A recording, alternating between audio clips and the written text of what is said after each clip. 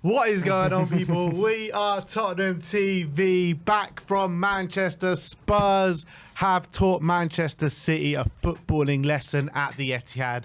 They say it couldn't be done. They say Man City couldn't lose at home. They say that you can't go to Man City and play attacking football and not get eaten alive. They say you got to go there and play park the bus football. But guess what, people? We did it our way. We did it the Ange Postecoglou way. We went to the Etihad. We played attacking football and we played them off the park, people. 4-0.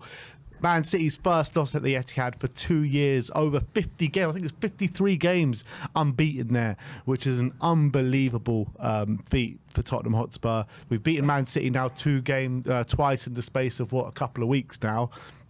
And yeah, you got to say Man City are on horrific form at the moment, but I don't think that takes any gloss off this game and any gloss off this performance, because from 1 to 11, every man on that pitch deserves so much praise of the highest order, man, because last night was, I'll say, it was just unbelievable, man. It really was. It was in a performance that you just got to sit there and just sit watching the highlights, watching the game back, watching everything, watching the salty rival fans on social media.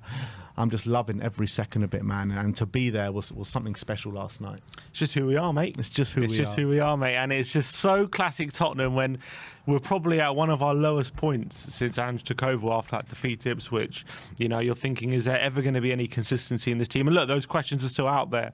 But knowing we have to go to the Etihad to not fall too far behind in what we want to achieve this season, having in the recent weeks a lot of big question marks over our recent performances away at Palace and at Ipswich, and you're thinking, you know, is this team heading in the right direction? Our performance is getting worse. There's all these rumours about players not being happy with Ange and falling out and all this nonsense over the international break, and I just think Ange really needed that performance. I think this fan base needed that kind of game and that performance. I needed it, man. I needed it desperately, man. I needed it. For all the criticism I've given this team over the past couple of weeks, for everything I've been talking about the team, Ange, Levy, everything, I think I just needed that so much yesterday. And now, finally, I can start thinking positive. But look, let's not get away from it. We need to back this up on the weekend, but I don't want to talk about that today. I want to talk about whatever happened on that pitch yesterday, because it was just phenomenal from start to finish. I know we came under pressure in the first 10 minutes and, you know, they got down our right-hand side with Pedro Porro, Savio doing some great work and Haaland having a good chance and Vicario being forced into a good save. But after the first 10 minutes, once we settled into the game, settled into our rhythm, I thought we were astonishing. Literally, such a professional performance, wasn't it? We dug deep, we stayed compact when we needed to be. We were so hard to break down, and when we got our chances to go forward, we were clinical. We were creating even chances where we didn't finish up as well. We could have scored more than 4 goals on the day. I mean, everyone on that pitch put in above 8, 9 out of 10 performance. You can't fault anyone on that pitch. Yeah, to go there and perform like that in the circumstances it was extraordinary, and I think everyone was just watching the game in absolute shock. Like, is this actually happening? We're actually battering the 4-time league winners, or 4 consecutive league winners, Man City, on their own patch, a team who haven't lost at home in 2 years.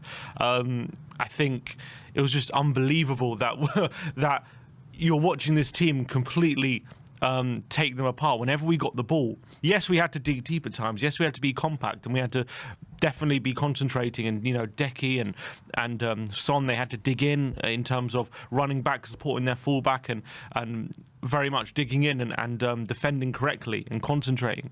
But I said in the preview, the most important thing is when we get the ball, we can't just be lumping it clear and, you know, just inviting more pressure on us. We actually have to use it. We have to know how good we are on the ball and play our way through Man City and actually use our quality that we know we have going forward. That's exactly what we did. Whenever we did get the ball, whenever we got forward, it looked like we could score. Yeah. We were just carving them open like a knife through butter. They didn't know how to deal with any of them. Whenever Decky got the ball, they just couldn't handle it. They couldn't get the ball off him. He was so strong. And obviously, you know, when Decky gets a little bit of space, he's got the quality. Maddison coming back into the team, you know, after a bit of a spell out of the team, what a massive occasion it was for him. A lot of people questioning James Maddison going into this game. A lot of people looking at the lineup saying, why are we playing Maddison? Why is Johnson, who's so quick, would be perfect for this game? Why is he not starting? And he absolutely proved everyone wrong, because he put an absolute masterclass, James Maddison, on the day. And it was just so important that we responded to that result against Ipswich with 3 points yesterday. But the most incredible thing is the manner of the 3 points. The going to Man City and winning in that kind of manner. There's not many teams who can do that. And to do that with Dragusin and Davis as your centre-backs, without Romero van de Ven. Imagine, if Arsenal went to the Etihad without Saliba and Gabriel, would they be able to do what we did? They went with Saliba and Gabriel and they weren't able to do what we did. So it's, you cannot be sniffed at that is what this team is capable of. That is the ceiling of this team. Don't say that there are not many teams that can do that. There are no other teams that can do that, because that's been proved ever since Pep Guardiola has joined Man City. Nobody's done that. Nobody's gone there and had such a comprehensive victory. The 4-time champions, the best team in the world right now in this Manchester City side. They haven't lost at home for 2 years, people. 2 years. And we've gone there and we've absolutely taught them a footballing lesson. We've played them off the park. We've scored 4 goals and it could have been more. We have got players having world-class performances, and we need to keep this consistent now. If we put in these performances, if you put in a performance like that against anyone, you're beating anyone. There's no one that can beat us when we play like that at all. And I think that proved yesterday. And I would even go as far to say, I mean, we were talking about it a lot on the way back, but I genuinely believe that this is the best away performance Spurs have ever put in definitely in my lifetime. I can't remember a better away performance than that. Because you look at sometimes when we go away to the big clubs, right? Like maybe we'd go on a 2-0 lead, 3-goal lead, but then we'll stutter towards the end, concede one, concede another. That'd be classic Spurs, and maybe hang on for dear life at the end, and maybe you do, maybe you don't. But I don't remember. The only one that comes close is probably the 6-1 at Old Trafford behind closed doors with Jose Mourinho, but they were down to 10 men from early on in the game. And also, I don't take COVID results. Yeah, there's that as well. But can you remember a more comprehensive victory against this level of performance away from home? I don't think there's been one. I don't think there's been one. I don't remember a win even by more than 1 goal, let alone 4. You know what I mean? I think the only ones that spring to mind was obviously we won at Stamford Bridge for the first time in 20, however long it was, 30 years. But that was 3-1. Obviously, that was a big win, but obviously Conte's Chelsea were a good team, but there were no Pep Guardiola's City. Obviously, we won at Old Trafford when for the first time in 25 years when we beat Fergie's team. Obviously, they were a good team. But again, it was 3-2. We were hanging on for dear life near the end. It was very close. Obviously, we won at the Emirates 3-2, but again, we were 2-0 down and we had to claw it back, and it was another drama. Each time we've had a big win like that, we've had a few, but not many. First of all, it's rare.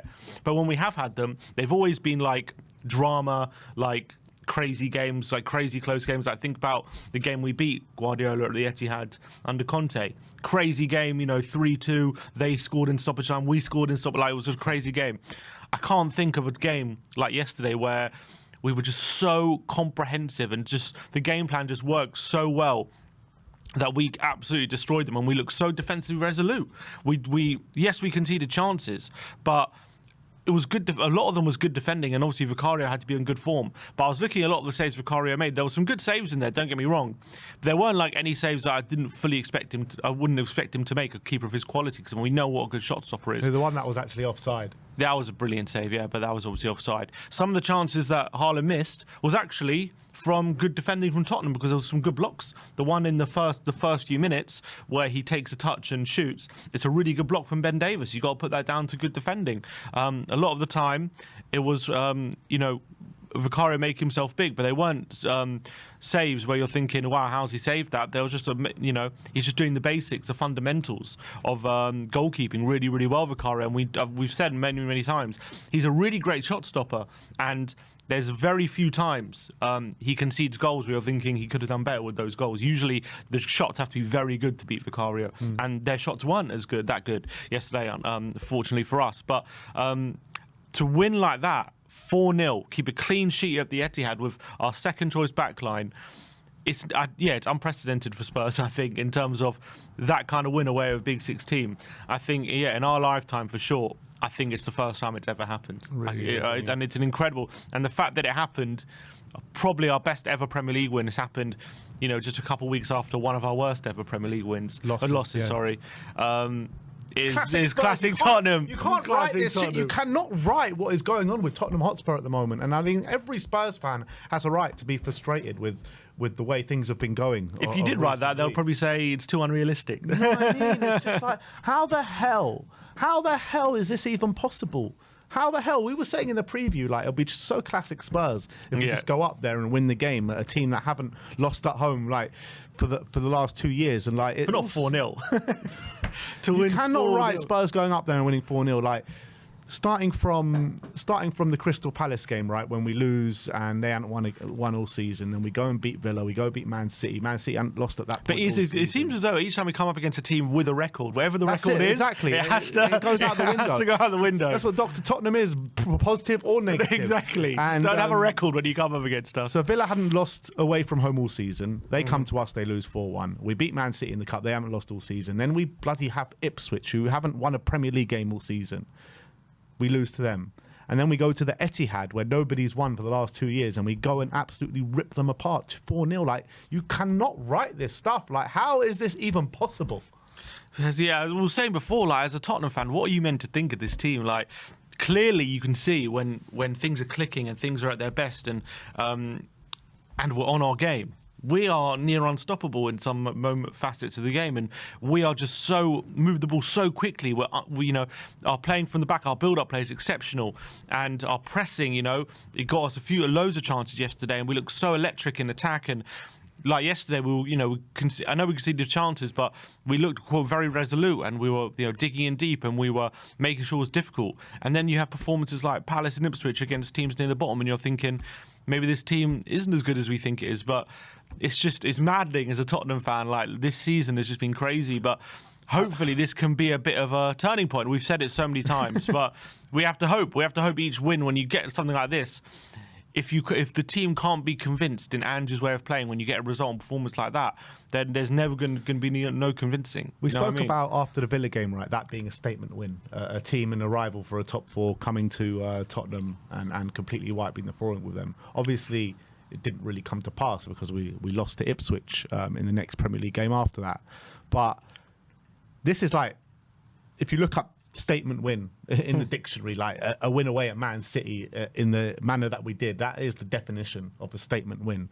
But the reality is it won't mean much if we don't back it up over the next couple of weeks with all these games. I mean, Vicario apparently picking up an injury, a doggy picking up an injury as well in this game, which is worrying moving forward into the next couple of games. But just this as an isolated game, forgetting everything that's gone prior to this game with the Ipswich and the Palace game and the Brighton and everything like that, that is a statement win. That was the biggest statement win I've seen under Ange Postecoglou, that's for sure. Yeah. And it's just madness how you can go from Ange's worst game as a Spurs manager to Ange's best game in the Spurs manager in the space of 2 weeks with an international break in between. Yeah.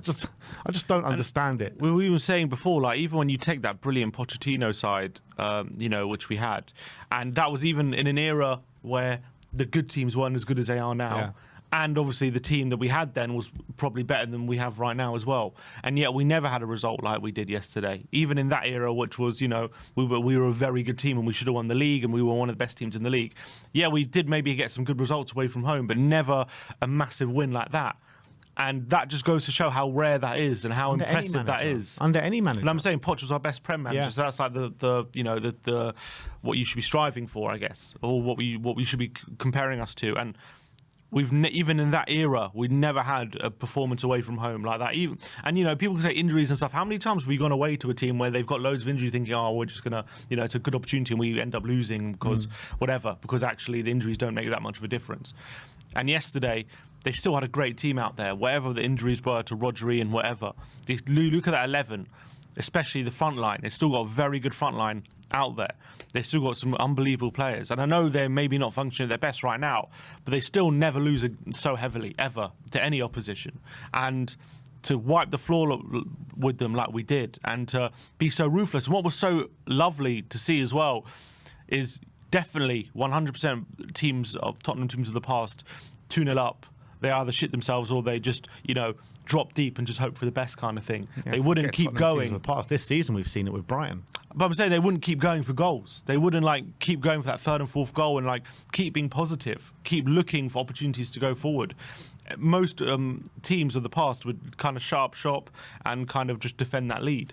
But that's not that's not who we are. That's not what we do. It's not who we are, mate. And, you know, for all the frustrations some fans have of, you know, can he be more pragmatic at times? Can he do this? Can he do that?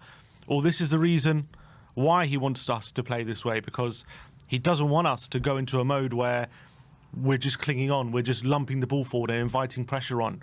He wants us to always be looking to go forward and always looking for opportunities to score goals. And that's the philosophy. That's his fundamental. Non-negotiable, I think, is his term. So that's how you get a 4-0 win at the Etihad, because of that kind of thinking. And let's just hope we can really take this on board. And yeah, I mean, it's incredible. Yeah, you look, over the past couple of years, we have had leads at the Etihad, and, you know, we've won one. We were 2-0 up. A couple of years back, we ended up losing 4-2 in the second half. And what I was most impressed about, going in 4-0 at half-time, the manner of the professionalism of that performance is like no erratic play in there, no one panicking, no one lumping the ball long to aimlessly to no one. It was very calm, measured, professional. Everyone stuck to their jobs. Everyone stuck to their tasks. Everyone knew what job that they had to do. And Man City, you know, they had a lot of possession in that second half. They were definitely giving it, and we stood up to the challenge. Everything that they threw at us, they just could not. They could break us down at times, and Vicario did have to make a couple of saves and some top saves there. And I think he was unbelievable. I think that was probably Vicario's best game in a Spurs shirt. But it was the manner of the professionalism, and that's not something maybe that you associate with Spurs and this Ange Postecoglou team, where, you know, it's just so calm and measured. Yeah, we managed the game incredibly well, I thought. Second half, we're winning cute little fouls when we needed to, slowing the game down. But also, you know, when we wanted to get our foot on the ball, we wanted to just, you know, calm things down and play our game. I thought we did that exceptionally well in that second half, and I just thought Ange did really well. I thought he did the right thing at the time, taking Son off and bringing Brendan on the hour, because I just thought, you know, 10 minutes. I actually thought Son was having a bad game, but I thought for the 10 minutes before he went off, he was giving the ball away in stupid areas and being a bit sloppy. I don't know if it was fatigue or something, but that was the right decision. I think that kind of stopped that as well. Maybe having that energy for Brendan coming on, and obviously got the fourth goal as well. I think that was like, he managed the game very well with his substitutions. And I just thought we put in a very mature performance, which is very unlike Tottenham. And we played like a top team. We played like we went to the Etihad like a top team would. And that is something that we just haven't seen from this club in like forever, probably. And actually going there and playing like we're the better team, not playing like we're inferior. And that is the mentality that Ange wants us to have. He wants us to play like we're the better team. And yeah, we had less possession than we usually do. But that's also something that we don't get credit for. Ever since the Brentford game, we have been managing games with a lot less possession. We haven't been so focused on just keeping the ball for the ball's sake. If we need to be a bit more transitional, we can do that. And that's, I think the first, like, say, 5 games of the season, we were very possession-based heavy, and we were controlling games. And it was fine, but, you know, I think it led to teams being very, very deep against us and us just having to pick locks all the time. And I think since then, we've allowed a bit more possession against us, and what it's led is a lot more space for us to play in, and we're exploiting it very, very well, I think, of late. And that was another example of it, I felt. Yeah. Let's go through the goals, because the goals were of the highest caliber, weren't they? The first one with a ball from Radu Dragusin, who bloody help, him and Ben Davies, the performances that they put in was incredible. But Dragusin plays a long ball out to the right-hand side. Kulusevski wins the ball, and he completely skins Guardiola alive, doesn't he? And he puts in the most perfect cross. What a ball from Decky. Was it in the opening 10 minutes, 15 minutes, whenever the time of the game was? And obviously, Maddison was there at the right place at the right time. Great run to the back post, great volley into the back of the net. But that cross was of the highest caliber, wasn't it? It was incredible. And look, obviously, a lot of people are questioning Decky out wide again because, you know, we like him back in the centre. But it's that kind of quality, which, look, let's be honest, I know Brendan did it for Wales, but Brendan wouldn't have done that. He would have tried to go on the outside, and I don't know, maybe he would have got some joy, but that's what you get with Decky, quality when he's given time and space. And unfortunately, Brennan, as much as I love him, he's very effective at what he does, but he's not one of those players where you give him time and space and he's definitely going to make a difference. Whereas Decky, he just has that quality to put it on a sixpence. And first of all, he does it so well to win the ball off Vicario, because Vicario, hands down, should be winning that. Yeah. It's not, I mean, it's a fine ball from Dragusin, but it's not like the best ball. And Vicario was definitely a favourite to win that ball. But you just know, Decky, if you just allow him, if you allow him an opportunity to try and outmuscle you and win and get the ball ahead of you, and if you're not at your strongest, he's going to outmuscle you because he's so physical. And he just literally barges Vicario out of the way. And this is Vicario, £70 million defender who's been brilliant, I think, for a large part since he's come to the Etihad, come to Man City. And he's just barged away like he's like a championship player, pretty much, from Decky. And first of all, that goal also doesn't happen unless Porro is busting a gut to be in support of Decky, because the reason Vicario backs off is because Porro's on the underlap and he forces Vicario to back off. But what it led to was Decky just in acres of space to pick out the ball. And Maddison makes a brilliant run, makes sure he's peeling off Gundogan, getting him behind John Stones, and it's just on a sixpence, and it's a brilliant look. He has to take it on the volley on the run as well, so it's not the easiest finish. It makes it look easy on his weaker foot. I know he's got a good left foot, but it's on his weaker foot, and confidently past Ederson. And that is also something, to be fair, we need to see more of Maddison doing, because he's always stuck in these deeper roles. I know yesterday Decky was out wide, so maybe he had a bit more license to go forward, but I always feel like Maddison is such a killer when he gets in the box. He's a brilliant finisher. He's got that ability to have that composure.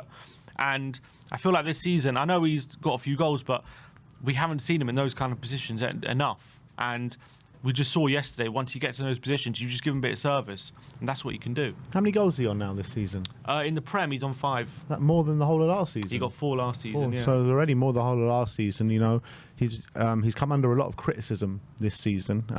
You know, there were rumours about him falling out with Ange. I did hear a report today that saying that they did have a bit of a heart-to-heart over the international break, Ange and Maddison, and maybe that's why he was starting in the game, and that's why he put in such a big performance against Manchester City. But look, it was a top performance from James Maddison, and we need to keep him consistent, and we need to keep him in this kind of form, because when he is in this kind of form, when he's in this kind of mood, he can be unplayable. He really can. And you look at that second goal, how he made that set. I know it's a poor pass from Gvardiol, but Maddison picks it up. He plays it into Sonny, and that run that Maddison does and peels around the back of the defender, and then Sonny just knows where he's going to be. And the little dink over Ederson as well. It's not an easy thing to do. So that goal was all from James Maddison. It was incredible, wasn't it? Yeah, and I know, Gvardiol obviously didn't cover himself much glory with that one again. Yeah. Because he gives it straight to Maddison. But again, it comes from our pressing. We know the way we play and the way we try to ask questions of teams. We basically ask them, they need to be pretty perfect when they're playing out the back, because we're such an intense pressing team. We're always, if you make a mistake, we are there to pounce. And I think earlier in the season, this was something of a frustration for Ange, because we were winning the ball in such good positions. We weren't doing enough with it. And when you're putting all that effort into winning the ball high up the pitch and getting in good positions, like in the North London derby, how many times we won the ball back in really good positions in and around the penalty area, and we weren't killer, we weren't clinical. And that's exactly the type of thing Ange wants to be seeing. Winning the ball quick, be decisive, don't think too much about it, just get the ball into feet, use your instincts, and getting on goal. And I thought Maddison and Son linked up unbelievably. And what I love about that goal is, obviously, we won the ball back hard at the pitch. Maddison plays into Son, but it's brilliant movement from Maddison. So good. I think a lot of players in that position, a lot of players would pass the ball off to Son and then just wait for Son to shoot or something, and not be on the move, not always thinking about where can I go, where can I receive the ball back. And that movement makes the goal. As much as it's an unbelievable, by the way, through ball from Son, it's actually, if you watch it back, there's not a lot of space he's got to slide it through to Maddison. It's actually it's really intricate, and he does it on his blind side as well. So he's kind of has to use his peripheral vision, and he's got to be aware of Maddison's movement, all in within a split second. And there's literally a tiny gap to play it into. But if Maddison's not always on the movement, if he's not running in behind Son, and as well, that first touch from Maddison to kill it dead just in front of Ederson and get it perfectly into his path, and then have the composure and the quality to dink it over Ederson from such a tight angle. Not many players would pull off that dink. It's so hard to pull off. Obviously, he did it against Brentford, a dink, not so long ago, but this was such a tight space, and that was obviously, when you think about it, probably the best route to goal, because Ederson was covering a big area, and if he tries to slide it past him, it probably gets saved, or the defender probably blocks off the line. But to dink it into the near post like that, over the onrushing Ederson, was just a pure genius moment from Maddison. And within, 20 minutes, he had already shown why he was back in the team, and what a way to silence a lot of your critics. 100%. I can't be happier for James Maddison, can't be happier for the team. Obviously, we go in half-time 2-0, and 2-0 at half-time, I don't think there was probably a Spurs fan in the away end that felt comfortable with a 2-0 lead at the Etihad. I didn't feel comfortable. I mean, you turned round to me in the game saying, at what point can we feel comfortable? And I said 97th minute. And we need another goal on top of that as well, and that was at 3-0. So half-time, blah, blah, blah comes. They make a sub. I think Stones goes off for Nathan Ake. Did he? I didn't even notice that. Yeah, Is that what happened? Yeah, half-time. I didn't even know that. That's the first I'm hearing of it. I did not know that. Yeah, that's what happened. Wow. I was just too euphoric, should we say. Maybe too drunk as well. That's one way of putting it. Euphoric's one word for it. But we get the goal. We get the goal in the first 10 minutes of the second half. And I thought this goal probably picked a lot out of the goals that we scored. Dejan Kulusevski, Deki. What he did for this goal, man. What he did for this goal. He destroyed the whole of the Manchester City team. He really did. He picks up the ball like deep into our territory, deep into our half. He's got 3 or 4 men around him. No problem. He takes it round all of them, one by one. He plays it to Sonny, carries on his run, and then Sonny plays a lovely ball through the channels to Deki, and Deki has the freedom of the park at that point. And then I think he finds Dom Solanke. Solanke checks it back to Pedro Porro, and Pedro Porro, we know he has the quality to put those in the back of the net. I mean, that goal was of the highest quality, wasn't it? Yeah, Deki was. I mean, it's obviously no surprise that obviously moment came him in the centre, which obviously we know he loves being in that area, and he picks up the ball. I think Dragoshin, maybe got an interception, or one of Dragoshin and Davies gets an interception. And again, Deki's on a few of those occasions is probably second best, second favourite to win the ball on a couple of those occasions, but nutmegs Gundogan, then had a little quick feat to get past Rico Lewis, a brilliant 1-2 with Sonny. I think a lot of players would get that ball out to Son and then not think to just attack the space, but he's such a powerful runner. As soon as he goes to attack that space, it's so hard to stop him, because if you get close to him, he can just breeze past you because he's got such amazing upper body strength. He's so strong, and he can just get beyond. He can get beyond you if you get near him. He can just shove you off, and that's exactly what he did. He attacks that space ruthlessly. But what I love about that moment as well is I think a lot of players in that moment where he attacks that space, he picks up the ball. I think a lot of players would panic in that moment. Either try and get to the byline, like you try and use your pace, or maybe go for goal or play it backwards because there's a lot of players there. But what he did was he just waited, and he just waited for the perfect moment where Solanke peels off Ake. I think it's Ake at the back post, or it might be Akanji, but he peels off the defender. And as soon as he sees the defender, he's got away from the defender, then he plays the pass in behind. Then Solanke's in. Obviously, the pass is maybe a bit too far wide, but it doesn't matter because Solanke picks up the ball. And what I love about Porro's run is this is why Ange wants these players in those positions for those moments. And when we're on the attack like that and we've got space, because everyone's saying, oh, do we play the fullbacks too offensive? Are they always getting forward? Why are they inverted? Why are they in all these positions? It's for moments like that where we've got the opposition on the ropes and he's completely free. There's literally no one near him. That's because he's been told always to be getting in these positions. And someone like Porro, if he's got a chance to shoot from that kind of area, he can be clinical and right into the corner. Unbelievable finish, but brilliant awareness from Solanke. And maybe, I don't know if it was in his head at this moment, but obviously the last minute against Ipswich, similar position, and he went for a shot. And in hindsight, obviously the pullback, Son was there, and maybe he was thinking. I don't know if he was thinking it, but he definitely did. In this moment, he got the foot on the ball and just easily played it back to Porro. No panic, had composure, saw Porro there, And it was in the end, it was a simple goal from that moment, but the whole move was just incredible. And Man City probably didn't know what hit them at that point because they couldn't stop Decky. Slanky continues to make that run, and then when you got a right back with the quality of Porro, it's just a brilliant goal. And I think when you look at it as well, like how many Spurs players on that pitch yesterday put in their best performances in Spurs colours? Because we always talk about Decky's performances at the Etihad. And you're just thinking, like, can it ever get better for Decky at the Etihad? And it just got a whole lot better, man. He put his best performance in the Spurs shirt, in my opinion, Kulusevski yesterday, and he's had some stormers this season, and he's had some stormers at the Etihad. Madison put in his best display in a Spurs shirt yesterday, in my opinion. Vicario put in his best display in a Spurs shirt yesterday. Dragsheen put in his best display in a Spurs shirt yesterday. I would even go as far as to say Ben Davies put his best display in a Spurs. Ben Davies, he's been here for 10 years, bro. He's been here for 10 years, and I think he put his best display in a Spurs shirt yesterday. I'm trying to just look at who else I'm thinking who else could be up for that, but probably just them. But what performances from an individual basis from these players? Yeah, and it was an unbelievable day. And even the subs, Werner comes on. I know Grealish again gives the ball away in a stupid position, but he comes on and breezes past Walker like he wasn't even there. Couldn't believe what I was seeing. He just went for it. He sent Walker to the old age home after that goal yesterday. Kyle Walker could not keep up with Timo, and he had so much space on him at the beginning, and Timo just goes whoop. Do you reckon that might be the moment people point out and be like, I think he might be done here, Walker? I think so. I think people were already kind of talking about it. Yeah, they were like inklings, like, I think maybe he's done, and now they're like, because he's been burnt a few times this season. Yeah, but like Adama Traore, he can burn anyone, and then that's happened.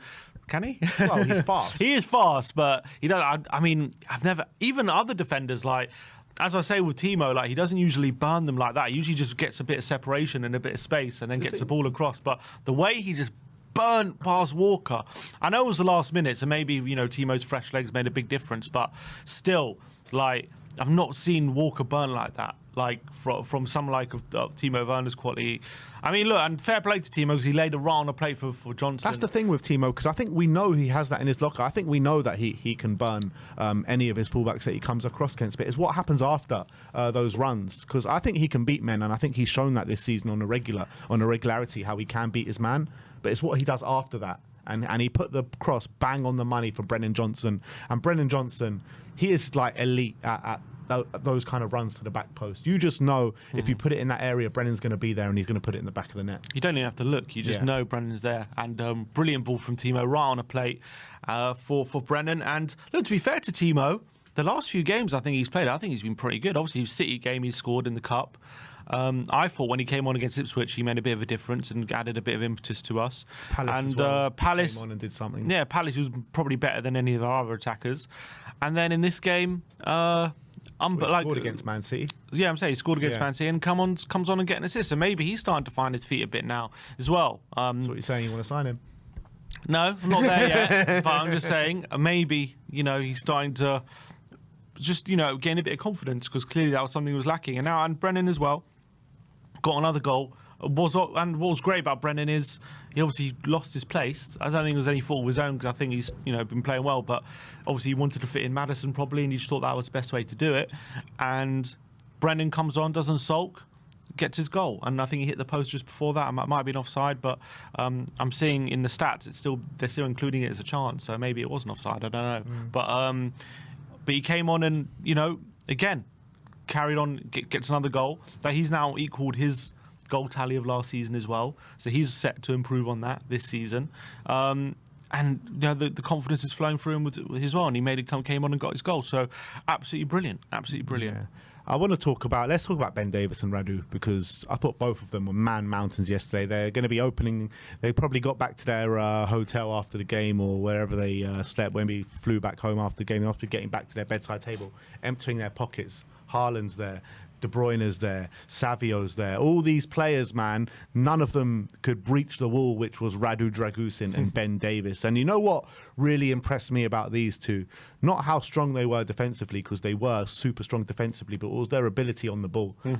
Particularly Ben Davies as well. I mean, his little dinks into the centre of the park to relieve pressure off us was just incredible yesterday. But both of them, I mean, Radu obviously started to move for the first goal. I think he nicked the ball back for the third goal as well. well. So, I mean, both of them had such a big impact on the game yesterday. It was incredible. And everyone was worried coming into this game. No Van der Ven, no Romero. Are they going to have a bit of problems getting back in the team after that performance? Yeah, it's interesting, isn't it? Because, like, yesterday, they put in such brilliant performances. Obviously, on the ball, I thought there was so much more, Dragusin especially, so much more composed than he has been in the last couple of games. I feel like the last couple of games he's just panicked whenever he gets the ball. He's not sure what to do with it. But on this occasion, much calmer. I thought he just played it simple. He didn't overcomplicate things. Yes, that long ball forward to Decky for the first goal. He did go long there, but for the majority of times, he just played it simple, didn't overcomplicate things, didn't think I need to be Romero, I'm going to try and play it through the lines or anything like that. Just played it to a free man, played it simple, allowed Davies to be the guy to be a bit more progressive with his passing, and I think it absolutely worked. And I think he looked so much calmer on the ball. He looked so much more assured when he did get it as well. He even had a moment where I saw him down the byline, even as a winger at one point, trying to run down the wing and support some of the attackers. But he had a lot of what I liked about Dragusin is it was something which I noted about him, I think it was the Arsenal game, and I thought he took it into this game as well. And maybe he's learning from Romero. Very, very brave off the ball in terms of, obviously, we know he's a good box defender. We know if there's crosses in the box and things like that, he can intercept it, he can clear it. But I thought when we were pressing them, he was on Haaland, even when it came into being on the halfway line or being inside the City half. He's making sure he's pressuring them. He's making sure he's making it difficult. He's pushing all the way up. And that takes bravery, because I think a lot of defenders in that situation will be worried, Haaland spins me, there's all that space in behind, and he can get a run on me, and a lot of defenders will maybe drop back in that situation. But obviously, it's been coached into him by Ange, but he goes right into Haaland's back, and he makes sure he's being aggressive and not allowing Haaland, to get the ball down easily, and always looking for opportunities to nick the ball as well. And you need that bravery in this Ange system if it's going to work. And I thought he really, really showed that yesterday. Davies as well. Just as Madison calls him, Mr. Reliable, such an accomplished display. And there's one thing doing that, in these games where he's come in this season. I know he's come in this season in big games, but there, some games are like, Europa League games or whatever, even like City at home in the Cup and Villa at home in the league, where obviously there are big moments for him to come in like that. But to do it away from home at the Etihad, up against Erling Haaland, up against a team who haven't lost in 2 years and keep a clean sheet like that, I mean, the praise can't be high enough for him, because he just gets so much not abuse but criticism, and people calling him not good enough and all these different things, and someone we have to move on from. And that might be true, but when you're putting in performances like that and in games like that, I mean, if you can do that away at the Etihad, when can't you do it? So unbelievable from him. If this is going to be his last season, which it probably is, maybe they will offer him another year extension, but I don't think they will. If this is going to be his last season for Spurs, he is going out in some style, because I think every time he stepped on the pitch today, he's done himself and he's done the club a really good service. I think he's been brilliant this season. Yeah. So I can't praise him enough, Ben Davies, because he stepped in every single time, and every single time he stepped in, everyone's had their worries. Yeah, and he's delivered. So brilliant for him. Vicario. That Vicario performance, it reminded me yesterday. You know how many times we've sat there at maybe the old White Hart Lane, where you get these teams coming towards us and you're just thinking, oh my God, we just cannot get it past this keeper. So frustrating. Save after save after save after save. And that's what I felt with Vicario. Is that like nothing was getting past him. He just had that air of invincibility about him yesterday. And not only was it his save, but the crosses that he was coming and claiming on a regularity. I mean, he's had so much criticism come his way about his crosses. And I thought he was brilliant in all those aspects yesterday. Yeah, I thought he did such a good job really taking the pressure off the defence, with how many high claims he made and how many times he came out of his area and actually made himself strong, made himself big, and came and claimed crosses, and came and just.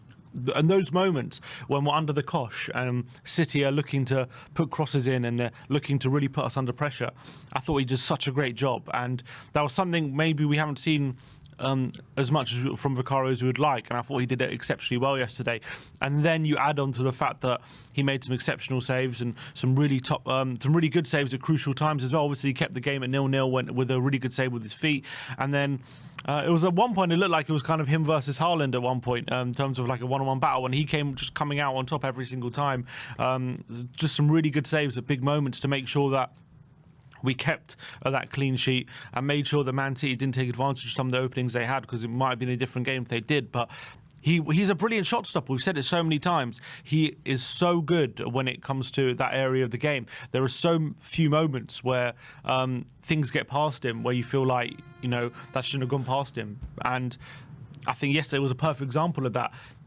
Unless your finishing was perfect, you weren't going to score, essentially, and that's exactly what happened yesterday. Anything that he could get to, he did, and it was brilliant from him. Yeah.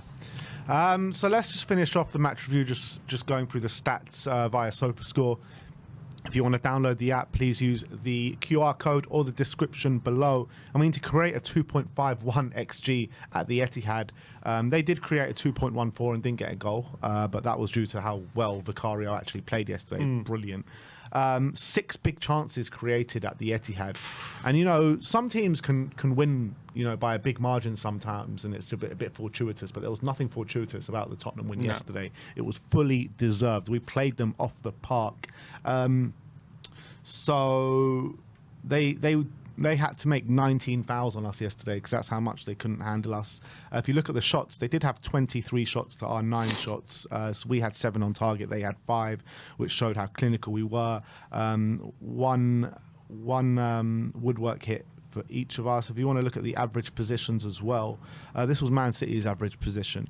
You look at Spurs, so we were, like we discussed in the preview, we were that a lot deeper than we usually are. We weren't as deep as we were in the cup game, though. No, not as deep. You can see that. We were a bit more of a mid block than a deep block, I would say. It was like kind of halfway through how we were at the Etihad last year to what we were in the cup game a few weeks ago. But what's interesting is the position of Decky, isn't it? Because usually, he likes his right winger, all the way to the right there. And on this occasion, Decky is quite a bit more central, isn't he? Yeah, and that's what I liked about the dynamic between Porro and Decky yesterday, because I felt Porro was overlapping quite a bit yesterday, and he was getting really wide on that pitch, and I thought that was a really good dynamic, and it allowed Decky to be really strong in those central areas where we know he can be and where he has been all season. Yeah, and also I definitely felt Basuma, which we didn't mention Basuma too much in the review. Well, I guess it's still the review, but the geezer gets a yellow card in 20 seconds. What a professional display! Unbelievable. And I thought, the whole game, you're thinking he's walking a tightrope, but he was still putting in those challenges. He was still covering space. He had a lot of difficult players to manage as well, and I thought he did exceptional. But as you can see in the average position, it was much more of a double pivot than it was like a lone 6. Yeah. Sarr and Basuma was kind of next to Basuma, and we needed that in this game to cover the ground that we were able to. But Sarr as well, so much running power, so much energy, and I think that midfield, which is what we spoke about in the preview, can we get that advantage in the midfield? Is that where we're going to really maybe exploit City? And exactly what happened, because that midfield, they couldn't handle it. No. They did not have the legs. I thought Gundogan he couldn't handle it. He didn't have the athleticism to handle it. Who else they played in the middle? Rico Lewis, good technician, but again, physically, when it came to keeping up with Decky and Sarr and Maddison, couldn't really do it. And then Bernardo Silva, obviously he's a guy who also non-stop running, but again, he's not really that defensively minded. So but we kind of overloaded them in that area, didn't we? Because Solanke was dropping deep there, Kulusevski was coming in there, and then we also had Basuma and Sarr and Maddison in there as well. So we completely overloaded them. Yeah, exactly. So I think that the midfield is really where we won the game, I think. Agreed. If we just look at a few average positions or heat maps from the players, I just want to bring up Porro, because this is what I was talking about before. Look how wide he is for the majority of the time. Obviously, he did venture into the central areas of the pitch, but I thought Porro, he did have a bit of a shaky first, like 5-10 minutes, but after that, I don't think anything really got down his side. I thought it was brilliant. There was one moment as well. I think Savio spins him in the first 10 minutes. Yeah, in the first 10 minutes, and gets into the box. I think they create a chance for it, but Haaland creates a chance, and then apart from that, there was a number of times where he was one-on-one with Savio, and you're thinking, God, it's going to be difficult here. Savio's tricky. But he dealt with it. He dealt with it so well. He made sure he didn't get crosses into the box from those positions. That was something I think clearly we've worked on, and clearly was something that we did really well. Apart from, they had one cutback to Haaland in the first 10 minutes, and after that they just couldn't get the cutbacks. They weren't able to get them. We were stopping them at source, and that was obviously been a big source of frustration for us this season. I thought we did a really good job yesterday, and Porro was a big part of that. Yeah. I mean, if you do look at the left-hand side with Sonny, he was very wide on the pitch. Yeah. If you look, he did. It wasn't the same dynamic on the left-hand side as it was the right-hand side. I felt like Udogie was inverting a lot more than what Porro was. Yeah, for sure. And I want to talk about Sonny as well, because he won't. I think obviously the headlines will rightly go to Maddison and Decky, but you think about big moments in the game. Sonny was very much involved with them. The assist for the second goal, brilliant. The flick for the third goal as well from Son. Is underrated as well, right into Decky's path. And he actually, if you actually look at that flick, there's two players, I think it's Walker and someone else, going right in for him, and he just flicks it in between them. And if we lose the ball in that moment, you know, City are back in the ascendancy. And as well, he had that shot in the first half, which did actually have to take fingertips from Edison. That might have been the best save of the game for all Vicario's work. The best save might have been that, because I thought when I first saw it, it was just like a good save. But when I saw the replay, right fingertip, that's going right into the corner. Yeah. And Edison had to be at his very best at top. You know, Sonny's, that's the Sonny zone. Exactly, he's clinical from that area, and it was so close to being an unbelievable effort from him. So I thought he actually had a really big impact on the game. He did. I thought Sonny was brilliant. He doesn't get enough credit for these kind of slight touches and through balls and very intricate play that he's been showing a lot this season. And obviously it was on the biggest stage at the Etihad in a 4-0 win, which I thought he was absolutely brilliant. There was no player that comes out of this game that you don't say that was brilliant, because every single player, even the substitutes that came on, all of them made a massive impact within the game, and I don't think we could have done it without them. So look, I think we'll leave the match review there. It was absolutely brilliant to be there yesterday as well. The atmosphere was incredible. Everyone that we speak to, and we were speaking to a lot of old school fans, a lot of new school fans that we were on a coach with yesterday on the way back, and everyone was saying the same thing, like they've never seen a better away performance than that. And that is people like going from the 70s, the 80s and all this kind of stuff. So that just shows you the magnitude of the win yesterday. Yeah, huge. I guess we'll go into some super chats before we go to player ratings. Yeah, definitely. But before we go into the super chats, a couple of updates. Liverpool have won by 3-2. Steve Cooper has been sacked as Leicester manager. And Manchester United and Ruben Amorim are 1-0 up here with a Marcus Rashford goal inside 2 minutes. We've got it on in the background. What a start for Amorim. Also, other news, Solomon apparently is on a hat-trick now. On a hat-trick? Yeah. Is he? Scored 2 goals? He's got a couple of goals for Leeds in the Championship. So looks like he's playing, maybe he's starting to find his feet there. All right, big up, Manor. A couple of super chats here. I've only got 2 here, but I think you might have more there. There's a few more on But YouTube. let me just go to these ones. Dark Sun G 21. Big up, Dark Sun G says Dom with 1 assist while Haaland has nothing. Dominic is better than Haaland. Again, another player we didn't talk about too much in the review, but what work he put in, and that assist will definitely be underrated. And again, it'll be a game where obviously he didn't score, and casuals or other fans who didn't watch the game or whatever, or doesn't watch Tottenham, will be like, this is a striker, we not scoring enough goals. But when you see what he does for the team, if you just watch what he does, he's just so valuable. And when he plays like that, I don't care if he never scores again, because we're going to be better off for it, honestly. Another player we didn't even talk about is Pape Matar. Yeah, what a performance he put in. How many times does he just win the ball back and it we can just spring on them? Like the majority of our turnovers all down to him. Yeah, honestly. So much running, and again, we talked about them winning that midfield battle, and a lot of that was down to just Sarr's pure ability to run the show. And I guess we'll talk about it in the player ratings, but yeah, he definitely deserves his flowers. Liz with the super chat. Big up to you, Liz. Thank you so much for the super chat. She says, huge Spurs fan from Chicago, Illinois, USA. Love this channel and listening to your commentary. Thank you very much, Liz. Big up, Liz. And thank you for the support. But do you want to go through those other ones? Yeah, there's a few more. Jimbo says... Big up, Jimbo. We was fantastic, gents. I was never in doubt. Tottenham till I die. Come on. Dark Sun G21 says, I love how we gave 2 losses to City from their last 5. Yep, it started with us and it's still going because of us. Yeah, they got Liverpool next. Well, Liverpool made a hard go of it today. And Dark Sun G again says, we did what Gooners wanted to do, playing boring football, laughing my arse off. They were winning 2-1 with 10 men, just to lose 3 points in the end. Klopp couldn't win 4-0 too. You know what, doesn't that performance yesterday just make a mockery of how Arsenal set up in these big games? 100%. Right. Exactly. Because we get told by all these Arsenal fans, oh, if you play expansive football, if you go to the Etihad and really try and play your stuff and open up a little bit, you're going to get eaten alive. You're going to get how about go and play football and take your chances, and you might have a chance. Exactly. And I think it comes from an inferiority complex. You only play like that if you don't feel like you're the better team. And look, I don't think whether us fans feel like we're better than City, that's the mentality Ange wants to instill in the players. I don't think Ange sits there and deludes himself to think that we're better than City, but he still backs us and he backs the quality that we have to go and hurt them. He wants us to play as if we're the better team. That's how he wants us to think. And that's exactly what we did yesterday. A couple of members chats. Jaquandre Jones says, Pepsi Spurs in his nightmares. Come on, you Spurs. Yeah, it is. We always just seem to do it against them every single time. It's maddening. It's mad, isn't it? Like, we can do it every time apart from the one time we want to lose and then we lose. So Man City only beat us when we say they could beat us. Exactly, we decide. Perfect match.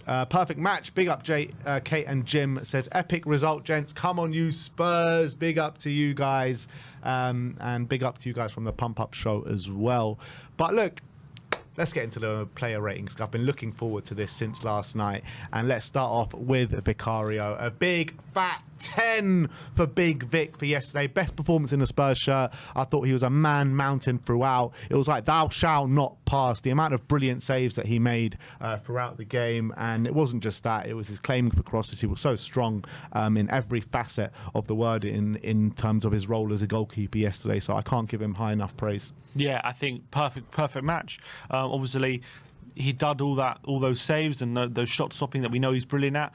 But he also came for crosses and relieved the pressure of the defence when we needed that to happen. And that was a performance of a top keeper. It really was. And also as well, the ball at his feet, very composed, still, playing those passes.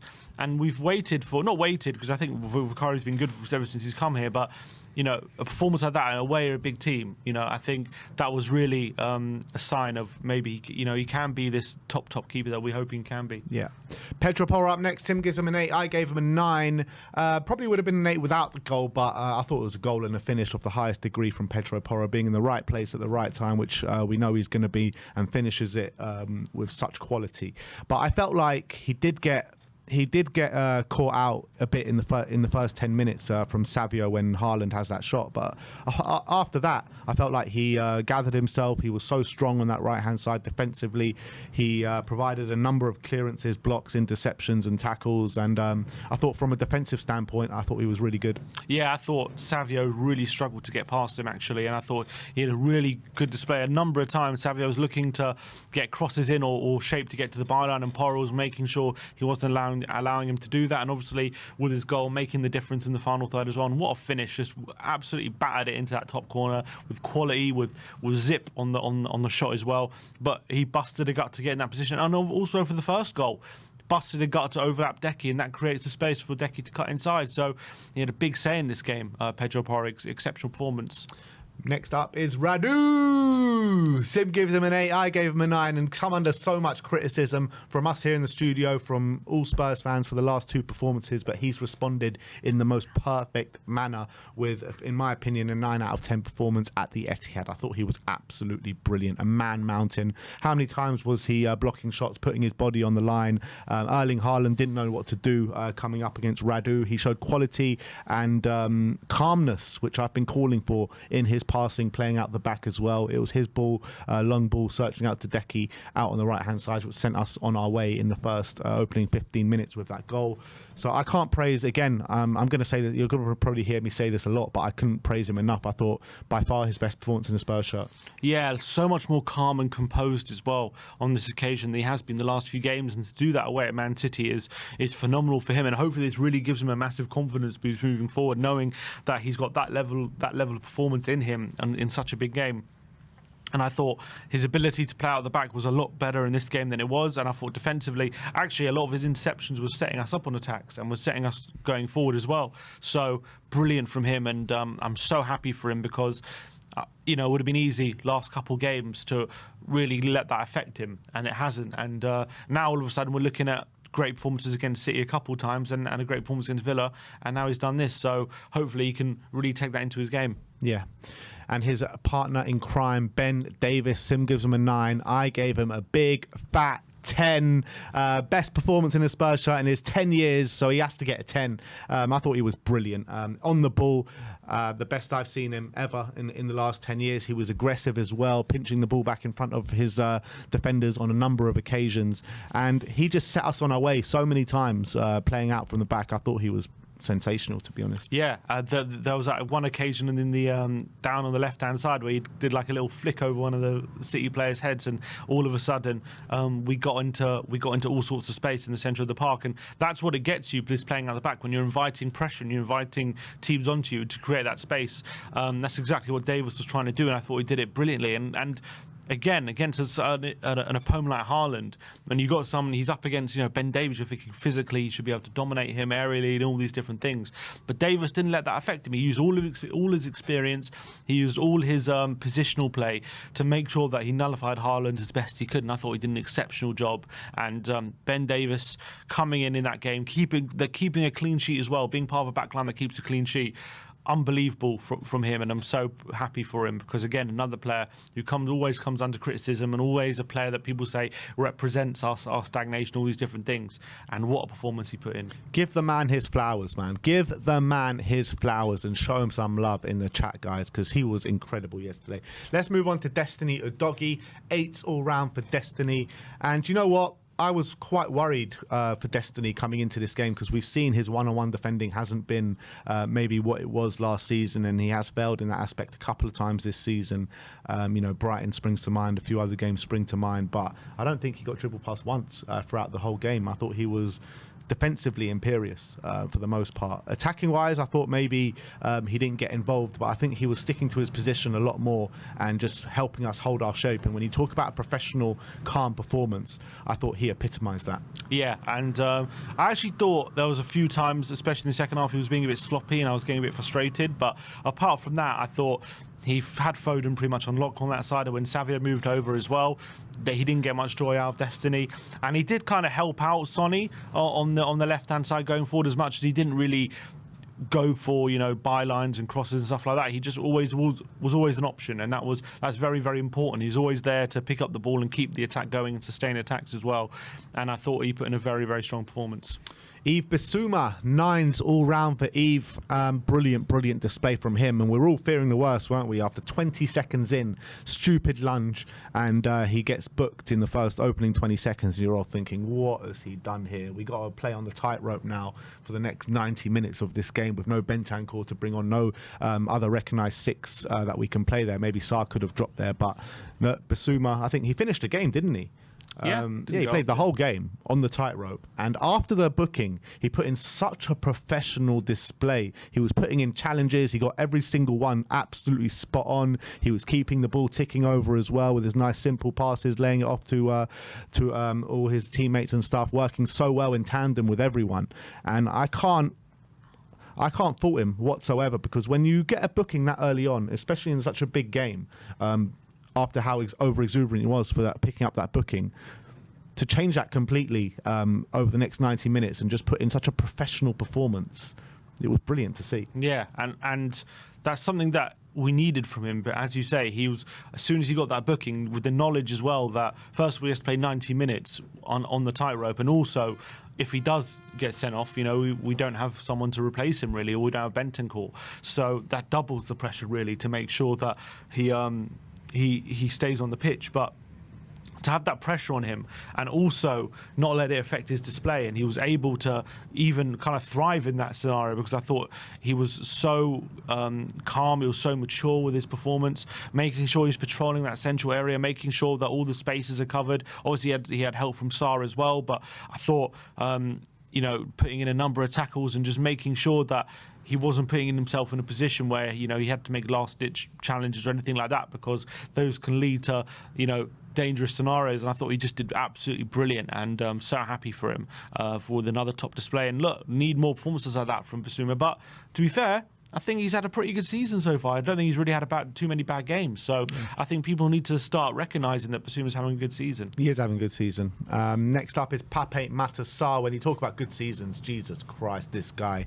Sim gives him an 8. I gave him a 9. We keep saying like he keeps getting better and better and better, and it just keeps carrying on. I don't know how much better he can get. I mean, he just keeps getting better and better and better. What a performance this was from Pape yesterday. He was running around so much. He literally did not stop for the whole time he was on that football pitch. You know, the term covering every blade of grass doesn't even do him justice, because I think he covered every blade of grass about 3 or 4 times over yesterday. The guy was incredible.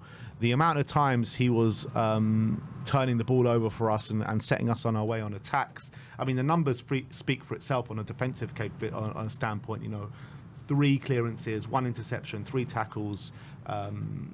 He got fouled 3 times as well. I mean, the guy was just incredible in the middle of the park, and he was a big reason why we just dominated them so heavily in the middle of the park. They just couldn't handle his running power. He just never stops running. And when you've got, aging Gundogan, and you've got, Bernardo Silva's wrong side of 13, you've got Rico Lewis, who's, not the most physical. That is a big thing that they couldn't deal with yesterday. And he was just literally all over them. But what I really like about Sarr of Relay is it does seem to be he's really upping his game technically as well. I always think he's been a decent player technically, but I think he's taking that to another level recently. And obviously, as a player who broke into the team at like 2021, that was always going to happen. He's going to need to improve, and I think he really is improving that aspect of his game. His passing's a lot crisper, and I think he showed that yesterday. And since he's come back in the team, he's just given us a bit more of a balance, and I thought another exceptional performance. And he's going from strength to strength, and for a player who didn't start the season in the best form, now he's coming into some of his best form that he has been in the Spurs shirt, and it's so encouraging. He's still so young. He's only going to get better. Yeah, he's undroppable at the moment. Yeah. He really is undroppable. He adds so much to that team that not many players can add in terms of just the pure legs he has in there and the quality he has as well. Brilliant to see. James Maddison up next. 10s all round for James Maddison. Again, best display in a Spurs shirt. I mean, he was just a constant thorn in their side. No matter, take the goals out of it, he still had an unbelievable display. He drew 5 fouls. That just shows you how much Man City just could not handle him. But if you want to talk about the goals, I mean, they were goals of the highest degree, movement of the highest degree. The first one, he peels away at the back post with a lovely volley into the bottom corner. The second one, that movement, first of all, he picks up, obviously, a bad ball from Vicario. He plays it into Son, and that movement from Maddison to peel away, to kind of do that bended run all the way and peel behind the defender, and for Sonny to find the inch perfect ball to find him, and then to have that presence of mind to have that dink over Ederson as well. Absolutely brilliant, and he was aggressive throughout the day. 9 duels won out of his 13 contested, which is mad numbers for James Maddison. So I can't credit him enough from an attacking standpoint, from a defensive standpoint, everything. It was the perfect game from him. Yeah, phenomenal, and it was a real kind of statement from Maddison back in the team, and he kind of, especially it being on his birthday, so I'm sure he wanted to have a good birthday, but it was a real message to everyone saying, as much as I've been out of the team, I can be that player, I can be that little bit of magic that you need, I can be your main player, and he was that on Saturday. He was absolutely exceptional with everything he did. Also, wasn't just his making the difference in the final third. I thought when he picked the ball up in central areas, he was coming deep, helping with build-up. He was helping out defensively. He won 9 out of 13 duels. He was really putting his foot in as well. He was getting involved in tackles and doing good things defensively, winning the ball back off players like Bernardo and things like that. Really, really impressive. But when he got into the final third, he's just got unbelievable composure. He's got unbelievable quality. Those 2 finishes, especially the first one, he makes it look easy. Volley on his left foot on the run, and the little dink over Ederson with that movement, that first touch to set him up as well, was absolutely exceptional. And some of his dribbling in central areas, the fact that he had to be brought down 5 times, those moments, people won't remember them, but every time he does that relieves the pressure off the team. It allows us to get up the pitch. It just gives us a bit more of the game, and that is something that's so important in these kind of games. And I also think, for me, I've always said it. I don't think he's having a bad season. People keep saying that he's been poor this season. I really don't think he has been. He's now our top goal scorer in the league, goals and assists as well. Yes, he's had a couple of bad games, but I think by and large he's actually been very good. Starting off from the beginning of the season, and then he had games like Brentford where he was exceptional. Old Trafford, he was brilliant. He's had some really good performances, and I know he's been out of the team recently, but I don't think it's because he's been bad. I just really believe it's because Decky's been our best player, and he's wanting that balance with Sarr and all of that. But I think this is more evidence. He's come back in the team and was absolutely exceptional, and to do that on this stage as well, away at the Etihad, to show that authority in the game, that really shows that he can be a big player in these big games as well, which is phenomenal for him. And what a game for him to come back into, and looks like he'll be back in the team now. Yeah, absolutely. And if the rumours are true, I think it was Sky Sports that reported it, or maybe another outlet, that he had a heart-to-heart with Ange and was able to... I think The Athletic reported it. Was it The Athletic? I think so, yeah. That they patched things up during international break, and he responds with a performance like that. That shows me that Spurs are most definitely going in the right direction. They had a little hug after the game, if you saw. Yeah, I didn't see that. I think it will be on Reacts, but yeah. Yeah, all right. Next up, Kulusevski. Wow. Tens all round. What a Kulusevski. What a performance in his home stadium that Decky had. He absolutely made that stadium his own once again. And you're thinking, after you reminisce about his performances at the Decky had, right? And you're thinking, how can it get better than that? Well, he's just topped it right there with a scintillating performance. He was all over the shop. He was literally everywhere. He was dropping deep into the midfield.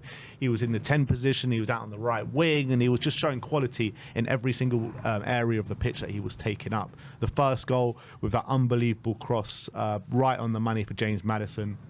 Literally a 10 out of 10 world-class cross. Elite, which we know he's got in his locker. In the third goal, I mean, the work he does for that third goal. 4 players around him. And these are Man City players who have won the league 4 years in a row, people.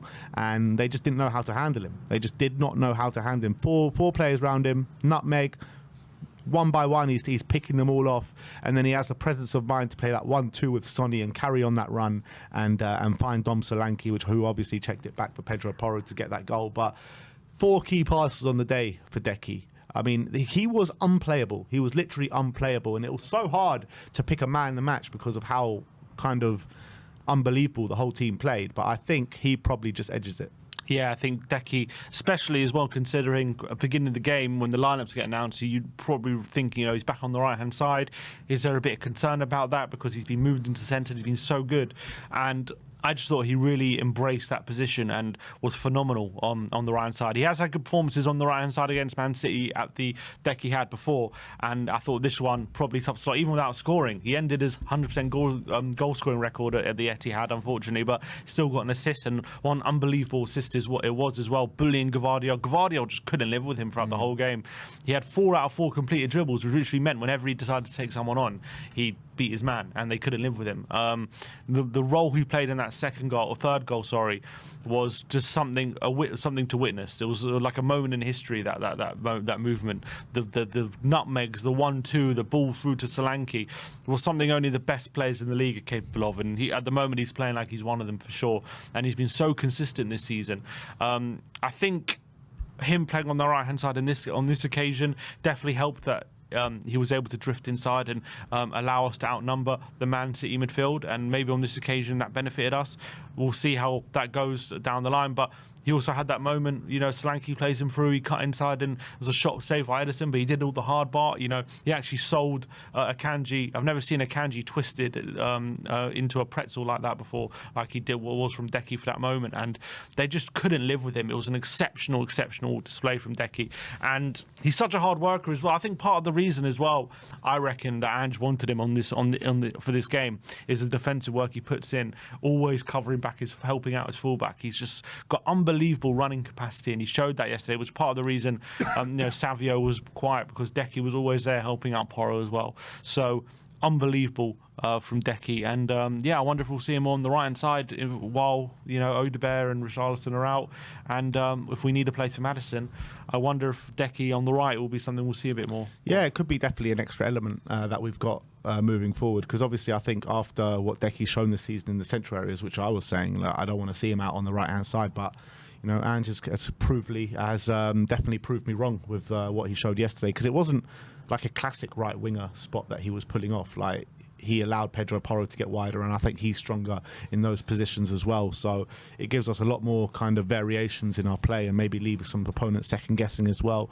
But Decky, I mean, is there another player that is so good at both hold-up play and ball carrying? Like, I thought he was perfect at both those facets yesterday. Just incredible. And then he had that final ball he just puts it on a plate for Maddison, beautifully floated there.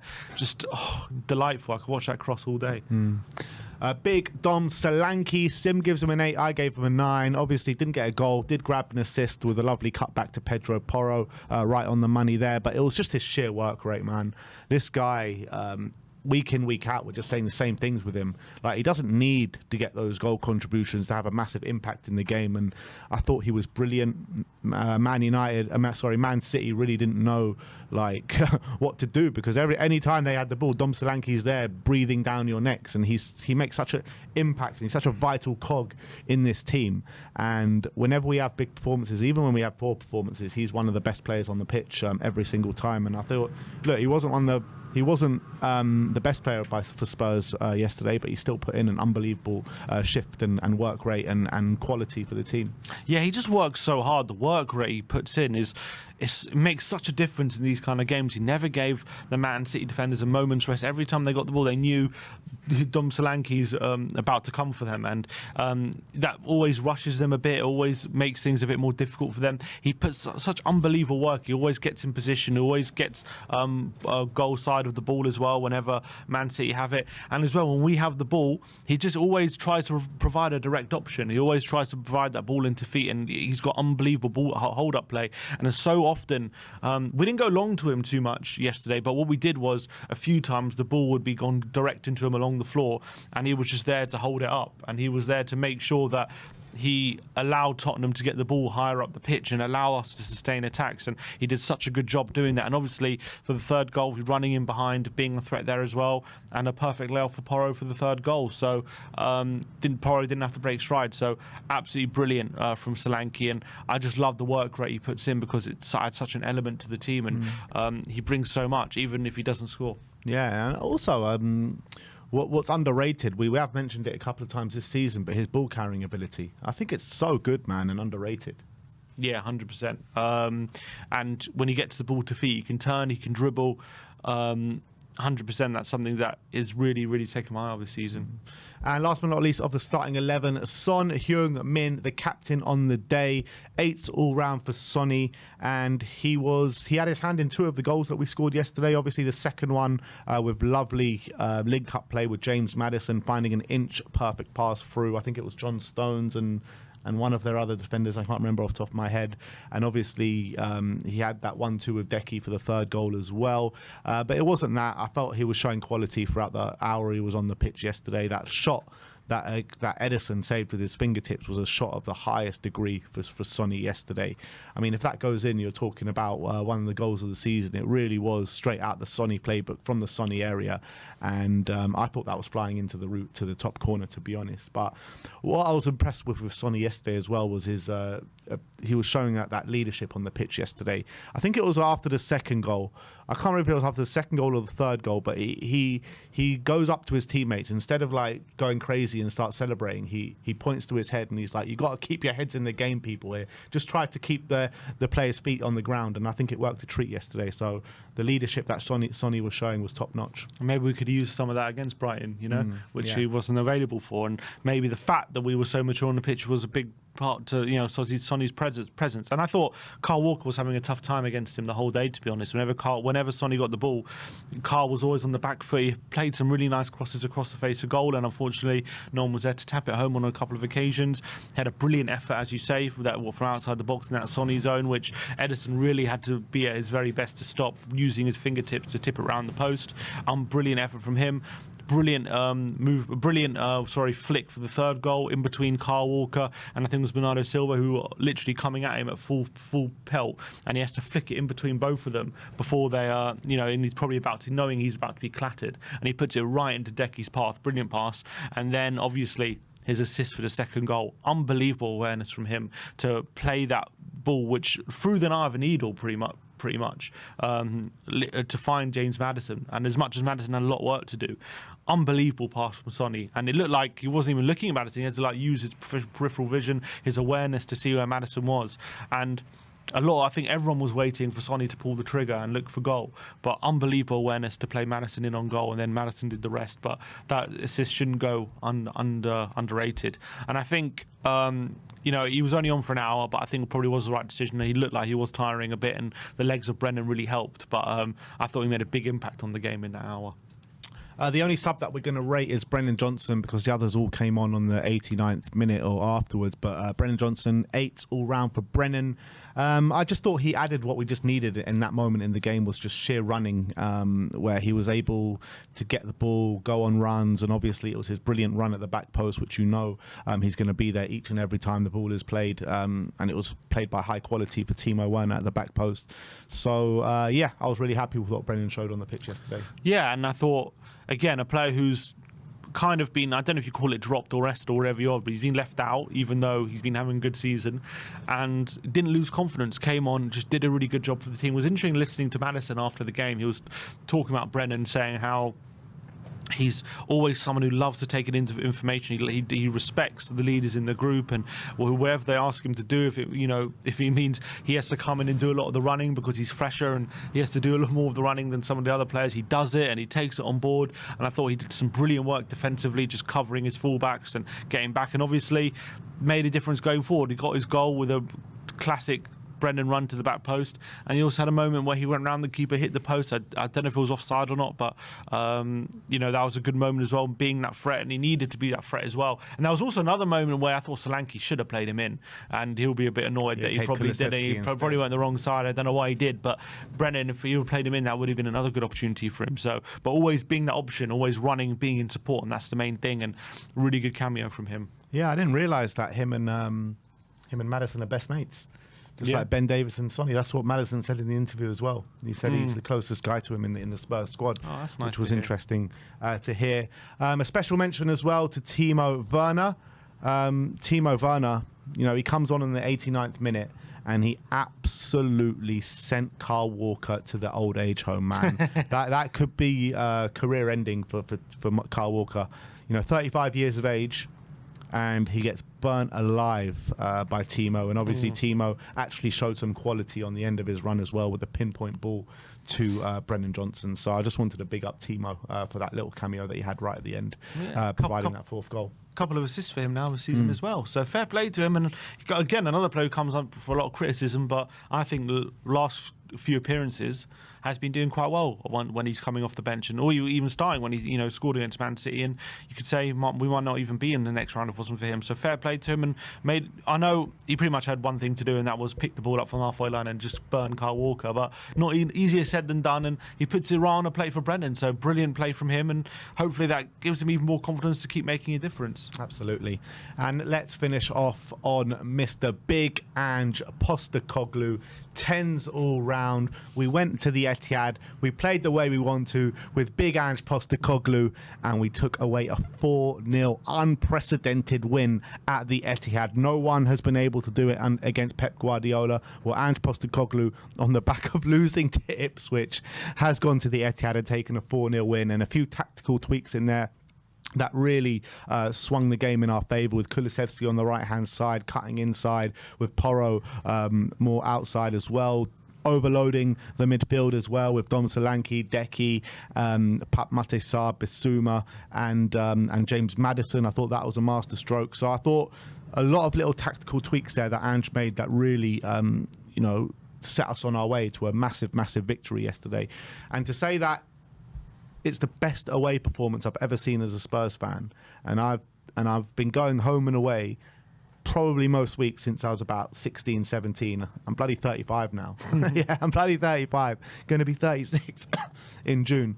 And I was with people that have been going a lot longer than me yesterday, and they all were saying the same things. They've never seen a more accomplished and more assured display away at a big side. And this is the biggest of the lot. Manchester City arguably the best Premier League side that we've ever seen. So to do that against Pep Guardiola as well, arguably one of the best managers we've ever seen, he's got to take all the plaudits. And look, he's come under a lot of criticism. I myself have given him criticism, but I have said that it'd be absolutely madness to sack him, and you need to stick with him. But I have said as well that if these games after the international break don't go his way, that we could see the end of Ange Postecoglou. Well, he started it off in unbelievable fashion, so we need to kick on from here. Yeah, and what a performance. And I thought he managed the game exceptionally well. I thought tactically he got his game plan absolutely spot on. A lot of people would have questioned playing Maddison and not Johnson in this game, but he obviously played it absolutely to perfection with the way that we were able to use both those players in certain moments. And I just thought he was absolutely what's called, the way he just kept everyone calm, the way we managed the game through the way we came out in the second half was amazing. And I think to win away at the Etihad, to put in that level of performance, just shows what we're capable of, and also shows the level of performance that we can reach. And that's all down to how he's managed the team. And for all these people saying he's out of his depth, all this crap that people will sort of throw at him, this isn't Scotland, he can't manage at this level, you can't play this for football at this level. Well, we can go to the Etihad and win 4-0. That's what we can do with this kind of football. And if you're capable of that, you're capable of anything, in my opinion. So unbelievable from Ange. Obviously, we want to back it up. We want him to do this consistently. But look, we're still. I know we're in the with 12, 13, 14 months now into this project. So we want to see signs of consistency. But we're also seeing signs of this is what we can do now. This is what this team is now capable of, which wasn't the case last season. So if you can't tell me there hasn't been improvements in this team, and I think it's clear to see, we've got to get it consistently. We've got to hopefully start seeing this week in, week out. That might take a bit more time to do that. But knowing this is what we can do, we just got to, that is an unbelievable thing to strive for. So I'm so happy with that performance. I couldn't be prouder of the team. And to have our best ever win pretty much in the Premier League, especially away from home, that's got to be a 10 out of 10. Yeah, and he's shut a lot of people up with that performance yesterday. Massively. He really has. All these Ange gone by Christmas people. Ugh. Look, I was saying that I think Ange would have been gone, but it's not because I wanted him to be gone. I think the people that wanted him to be gone have been shut up. But also the people that said, like me, that he is going to be sacked by Christmas, because he needs to show consistency now. And he's actually got a very big job now in terms of keeping these players' feet on the ground, because we've seen it so many times after a big win, how we follow it up with a completely lackluster display and maybe a display which you're just not expecting. So we need to back this up now to really show some consistency, and not think that we're bigger than we are and we're better than we are. We need to keep level-headed. We need to keep our feet on the ground, and we need to kick on from here now. Definitely. But that is our player ratings. Let's go to a couple of super chats. Oh yeah, just Ipswich. quick update. Ipswich level. Ipswich, Omari Hutchinson, was it? I've been seeing they had a lot of chances as well after they took the lead. United, it's pretty much been all Ipswich since then. Onana's had a mad game, so deservedly equalised. So fair play to Ipswich. Super chats. Brian Kibb, the soul of souls. Come says, same blue, different class. Move, bitch. Get out the way. Get out the way, bitch. Get out the way. Come on. That's what we were dancing to in Seoul. Andrew Din with the super chat. Big up to you, Andrew. Says, has every player improved under Ange? Yes. Fans need to stay calm and give Ange the team time to gel. We are still on the unfinished article, moving away from dinosaurs football of Mourinho and Conte. NES. I'm not sure what NES means. Never. I don't know. Yeah, I want to say as well, like, for all the stuff that I was coming out with over the last couple of weeks, like, I think there was definitely validity to what I was saying. However, I think it was also very kind of emotional from the defeats that we were getting and the up and down nature of everything. I think those questions will come back around again if we go and lose to Fulham next week. That's sort of reality. But right now, I think it's important to enjoy what we saw yesterday. Yeah, you have to enjoy it, and even like if people are still on the fence with the way that this club is going, and with Levy and Postecoglou and the playing stuff, whatever you think about that, I think it's so important to live in the moment and enjoy what we witnessed yesterday, because it literally was our best away performance and our away result in the Premier League area, if not beyond. Yeah, and I think that if you can't enjoy those moments, then I don't think football's for you. Yeah, 100%. So, big up Ange Postecoglou. Come on. Let's go. NES is Nuno Espirito Santo. Oh, I see. Nuno Very Espirito good. Santo. Let's go and see how the internet did react to the game. I think this could be quite a long one. Get a pot of kettle, pot of tea ready, because this is going to be a long reacts, people. First up is from SM saying Tottenham's humbling Man City at the Etihad today. And I'm looking. I love that. I love that from Ange. Hand up in the air. So that's going to be an iconic image. 100%. Come on, especially when we're lifting the Premier League title at the end of the season. Yeah, iconic from Ange. Rafi Ben David saying amazing guys. Mari7 saying their reaction to Brennan's goal. This is the reaction on the bench to Brennan's goal. Love that. You know, that was the moment where I actually started to believe we were going to win the game. Oh, we might win it. We might win this now. 4-0 with a minute to go. I think we've got a chance. If anyone could give a 4-goal lead with a minute to go, it's definitely Tottenham. Pedro Porro tweeted this out. Look at the passion from Pedro yesterday. No, what was how? I think he's replying to someone, I think, accusing him of not celebrating. Yeah, because he actually didn't. When he first put the ball in the back of the net, he put his hands up, didn't he, like that? Did he put his hand? Well, he's showing a picture of himself celebrating in response to it anyway. Yeah. But I don't know, is that his goal? I don't know. I don't know if that's. They did the Mario Kart. Wasn't that they did the Mario Kart celebration? Yeah, but when he first put the ball in the back of the net, he just walked off like that. He never even played for C. For God's sake. He was on the bench for 10 minutes. Celebrate, for God's sake, Porro. Lily White Rose saying Tottenham's top goal scorers this season in all competitions: Johnson 8, Solanke 6, Maddison 5, Son 3, Sarr 3, Kulusevski, Bissouma, Porro an own goal on 2, and Romero, Spence, Richarlison, Werner, Lancashire and Bentancur all on 1. God, really spread it around, don't we? Yeah. Look, so happy for Brennan as well. You know, 8 goals. We're not even in December yet, so he'll definitely be getting double figures this season, which an improvement on last season. A lot of people question him, can he improve? Last season got 15 GA. He's definitely on his way to beating that. Obviously, I want him to get a bit more assists because he's got some good assists last season. That's kind of gone out of his game, but he's definitely kind of the opposite now. Isn't it? He's getting a lot more goals. Obviously, we want to get Solanke more goals, but Maddison right up there. And that's what I've been saying about Maddison. I don't think he's been having a bad season apart from a couple of bad games, but you're not going to play well every game in a season, and I in general think he's been good in this season since the beginning, to be honest. Yeah, I do think he's been good, but I think it always gets kind of compared to the first 10 games of last season. I felt like he was unplayable for pretty much the majority of those first 10 games, and I don't think on a general, like obviously if you take the Man City game out of it, I don't think it's been kind of at those he was levels unplayable yet. Brentford, and true. He was unbelievable in that game. True. Old Trafford, he played really well. I thought. Leicester, he had a great game. You're right. You're right. So you think he's on better form now than he was first 10 games of last season? I don't know about better form, but like this narrative, all I want to say is this narrative that he's not playing well, or he's having a poor season. I just think it's rubbish. I just think been having a good season in general, and it's gone. I think because he's been out of the team the last couple of games, people just immediately cling on to this narrative. He's been poor, and also obviously got taken off against West Ham. But even in that game, I thought he was played well. I agree with you. Like I just don't think he's been having a bad season. I don't know why there's this narrative that he's been poor. Like it's just not true. I agree with you. This was Ange. Oh, that's quite funny. So the game. The post that's now been deleted was a tweet that I don't know. I wouldn't say went viral, but like a lot of people were saying, because this tweet that this is in response to.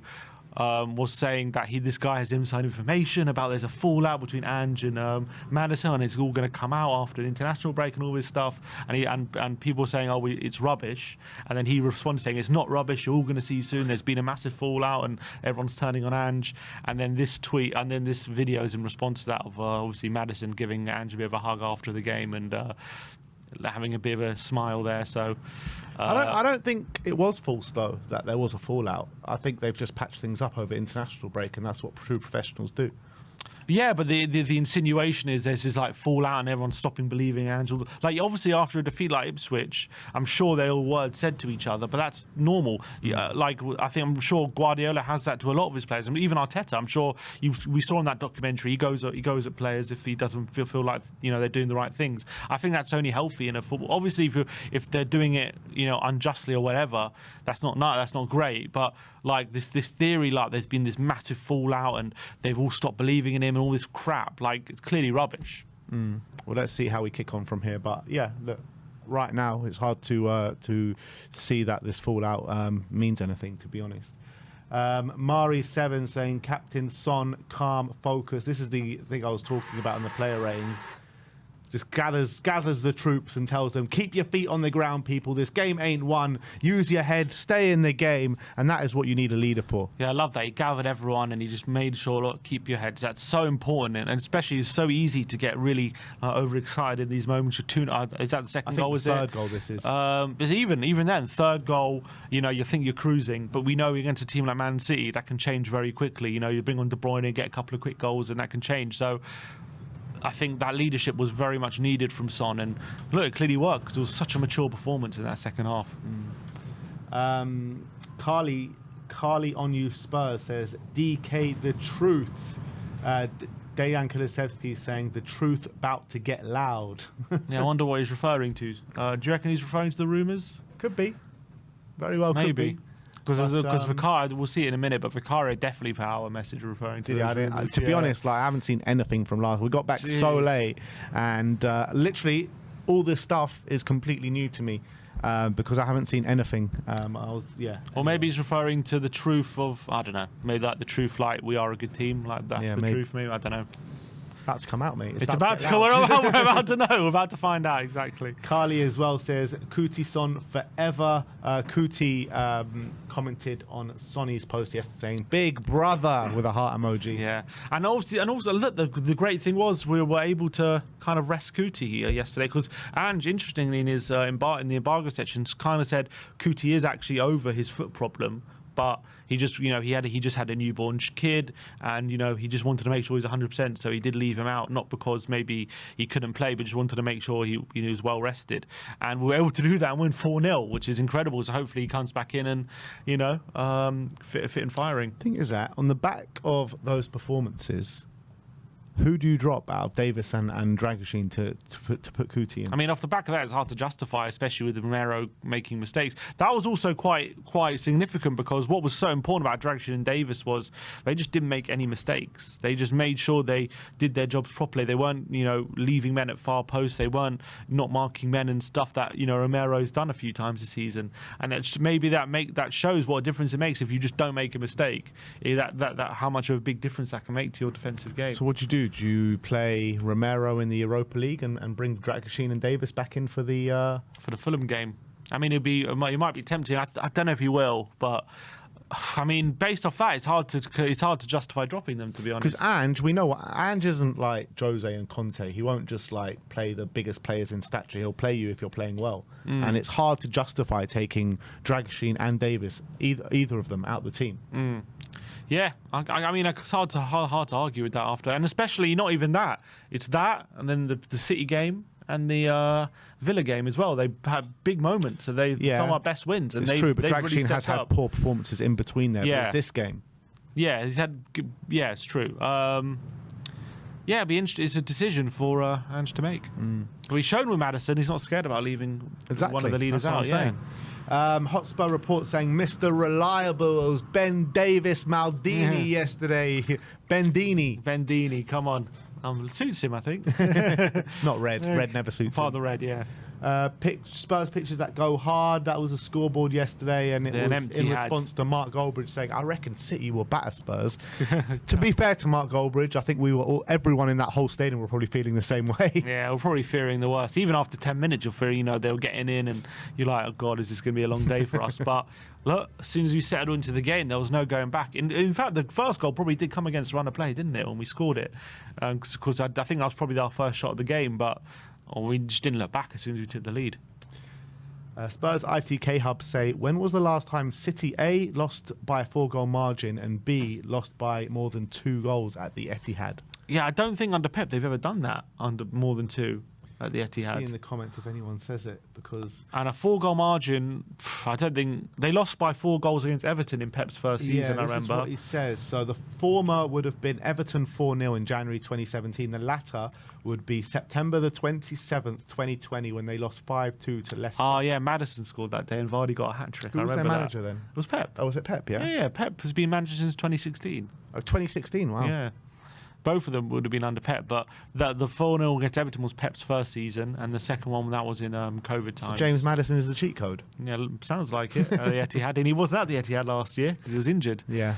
So... Gideomatic says, and in reply to Alexandra Pato, not the Alexandra Pato, says, you guys said you didn't like how we played against Man City. Show us how it's done then. Obviously talking to Arsenal fans. And this is how it's done. This is how you play against Man City. You stick to your guns. You stick to the way you know how to play. You stick to your philosophy, and good things will come. A 4-0 win at the Etihad and a 2-1 win at the Tottenham Hotspur Stadium. And they said, we only beat Man City because they played a weakened team. That's what they told us. Exactly. That's the narrative. We don't cower to them. We don't change the way we play just because we're playing against a good team. We believe in our football. Maybe Arteta needs a bit more belief in his football.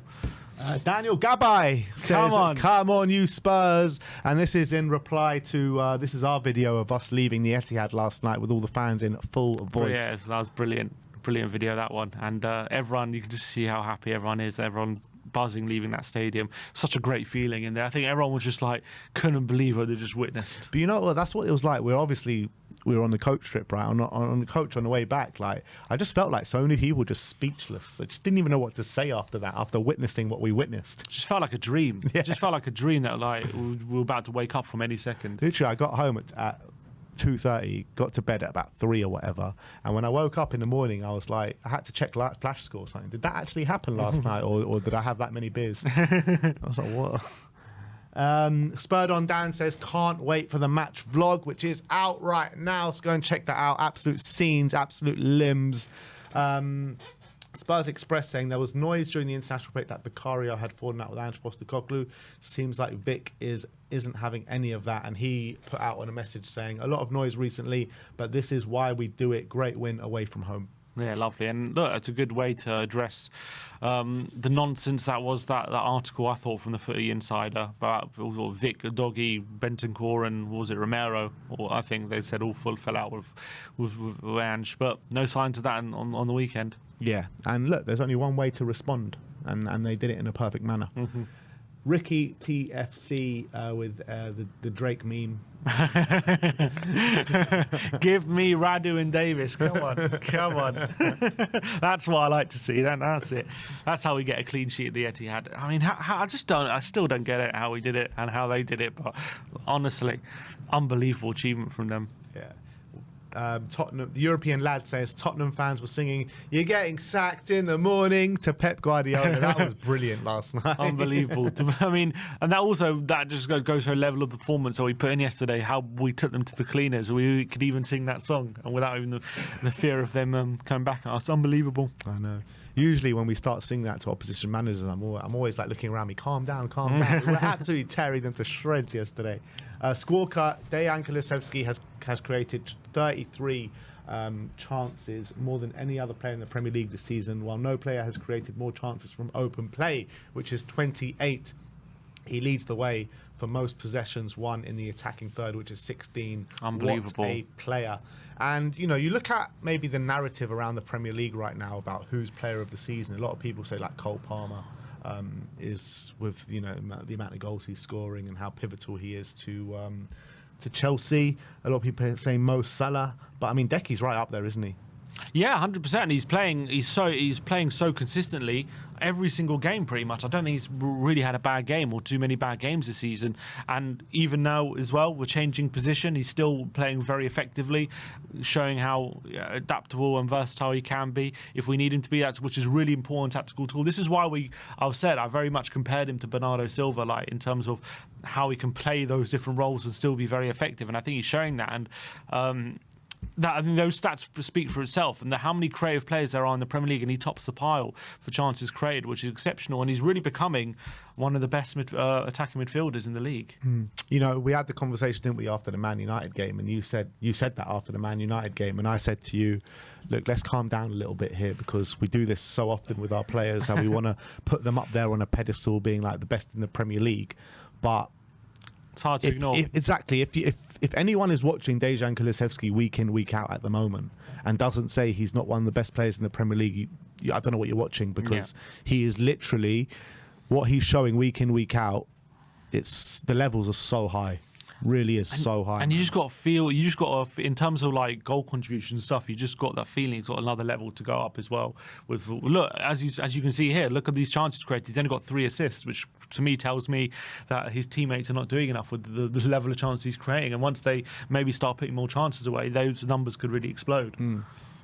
Simon Yemene says, I wonder what they'll say now. They can't drag the City B team narratives out. There's nothing they can say. What were the naysayers saying last night? Because I was off social media yesterday. What were all the no naysayers saltiness saying? There's no naysayers. Everyone just has to accept.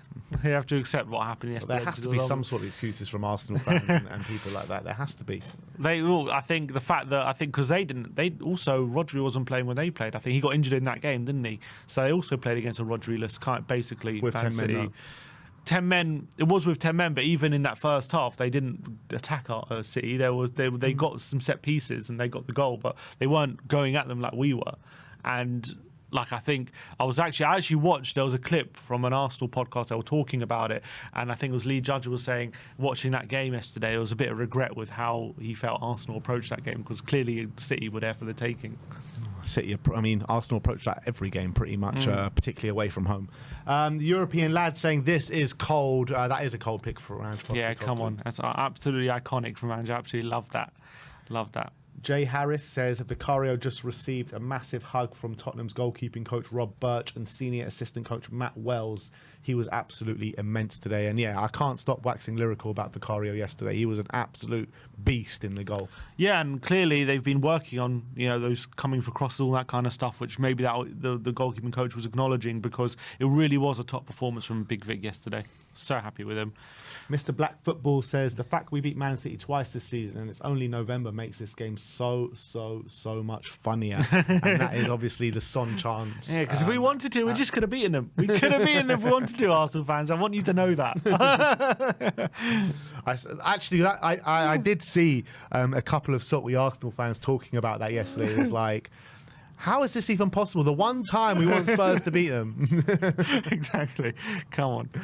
They hate us even more now, which is brilliant. Squawker Live saying James Maddison's game by numbers: 40 out of 45 passes completed, 9 duels won, 5 fouls won, 5 times possession won, 2 out of 2 take-ons completed, 2 touches in the opposition box, 2 shots, 2 tackles, and 2 goals. The birthday boy was incredible, and happy birthday to you, Mr. James Maddison. And that is what you call clinical. 2 touches in the box, and that was 2 goals. Mad. And that just shows didn't need to have too many touches, just needed 2, and he bagged himself a brace. What a performance, though, from Maddis, and definitely he needed that as well. Owen THFC says, just like that, you wanker. And he's just showing... It's in response to that same Arsenal fan. The same one that we said before. Lovely. Ayudi saying, finally, the evidence. And this is Ange going to hug Sonny and Radu. Was it? How long do you think it will take Sonny to get to play with his bun? No. Brilliant. I see. Sonny couldn't resist. I thought this was about Ange. Yeah, I thought it was about Ange as well. I didn't see the quote to you. Brilliant. Absolutely brilliant. Sonny couldn't resist. Paddy Power, you have to hand it to Spurs turning into prime 2011 Barca every time they play Man City, except when it means Arsenal will win the league, is pretty funny. And that is the best thing. Yeah, that's fantastic. No words, man. No words need to describe that. That is brilliant. Nathan Clark saying, naive for City to insist on playing out the back under Tottenham's pressure, in my opinion. Who do they think they are? Exactly. Where's the pep? Pep football will never work. Where's the naive pep? Come on. Hunter Godson says this will be studied in years to come. And he's talking about Pep Guardiola has lost more matches against Tottenham than any other team in his managerial career. And that's the Knives Out, Daniel Craig. It makes no damn sense. So we've beaten Pep 9 times. Yeah. Is that all in the Premier League? Or maybe including Champions League? That's got to be all comps, surely. Yeah, that's mad though. Yeah, because Poch beat him a few times, and Mourinho beat him. Nuno beat him. Conte beat him, and now Ange's beating him. So, yeah, mad. So in the league, Ange has played. Mourinho beat him twice at the Lane. Yeah, at the Tottenham Stadium. So Ange has played Pep 3 times now in the league. And it's 1-1, lost 1, drawn 1, right? Yeah. Yeah. And twice in the cup, and it's 1-1, lost 1. 1-1, lost 1, yeah. Football Talent Scout says Radu Dragusin versus Man City, 35 passes, 83% pass accuracy, 1 tackle, 1 interception, 3 block shots, 2 clearances, 1 out of 2 aerial duels, 1, 2 out of 2 ground duels, 1 in the shadow of Maddison and Kulusevski, but it was such a solid performance by the 22-year-old no-nonsense centre-back. Yeah, it really was. I'm so happy for him because... You know, playing without your senior partner as well, on the back of some shaky performances, and he just stepped up massively for us. So big up to Radu. Match of the day saying scenes in the Spurs away end, and it really was scenes, wasn't it? Yeah, unbelievable. Bodies flying everywhere in that away end last night. Madness, absolute madness, and the Spurs players were loving it, as you can see. Lovely stuff. Let's talk about Pape Sarr. Data MB give us some stats. Pape Sarr is now in the 91st percentile for progressive runs, 86th for key passes, 85th for forward passes, and 81st for forward pass percentage as well. Unbelievable. And he's just such an all-rounder, and he's only getting better as well. And the form he's in, he's like ever since... I can't remember what game it was. I think it was a Europa League game. I think maybe Ferencváros away. Ever since that game, he came in and has just not gone from strength to strength this season. And so happy for him because, you know, a lot of people saying he lost his way a bit, but he's been phenomenal for the past 2 months now, really consistently. And for about, you know, a large part of our season, it was very consistent, had a very, like, good base level performance. And people forget he's 22. Like, this guy, imagine when he's like 25, 26 and he's at his peak, like how good this guy's going to be. It's just so exciting. The disrespect as well, like when Kobbie Mainoo burst onto the scene last year, everyone was going, Kobbie Mainoo much better than Pape Sarr. I mean, I think there's levels between them at the moment. Yeah, he's got a way to go to reach Sarr level. Seb Martin says, can we stop for a minute to talk about Ben Davies? What an absolutely colossal performance.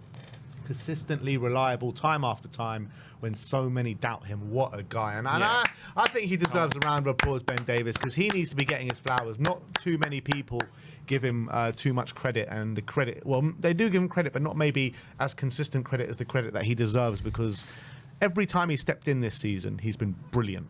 Yeah. Absolutely brilliant. And in big games, he's had to do it as well. He's obviously filled in Europa League games, but there's some big moments which really could have defined our season where he's stepped in and people, you know, 1-1. He comes on at 1-1 against Villa. He comes on at. And not only did he come on at 1-1 at Villa, but they bring on Duran and Watkins, and he has to contend with both of them like man for man. He comes on at. You know, it's we're hanging on to a lead against City for 40 minutes. We've just conceded, and he comes on, and you're fearing the worst, and we get through it. And he started yesterday, you know, without Romero van der Ven, away from home, and we get a clean sheet. I mean, he hasn't even conceded any of those moments, come to think of it. We haven't conceded a goal in any of those moments. Mm-hmm. And that is season-defining, some of these moments. So unbelievable from Benny. Euro expert says Tottenham Hotspur might be the only team in the world who would win the league if they just played Man City every single week and not teams like Ipswich and Brighton. Yeah, literally. God. Wish we've just had a team. This league club, man, you just cannot make it up, man. How the hell is this possible? How is it possible to put in the performance like we did against Ipswich and back it up with that win that we had against Man City? Only Tottenham can do that. Literally. Prem Inside says Solanke once again with an unsung hero's performance. The work rate is absolutely incredible, pressing non-stop and comes all the way back to defend. Gets himself a well-earned assist too. What a player. So is something going wrong? One sec.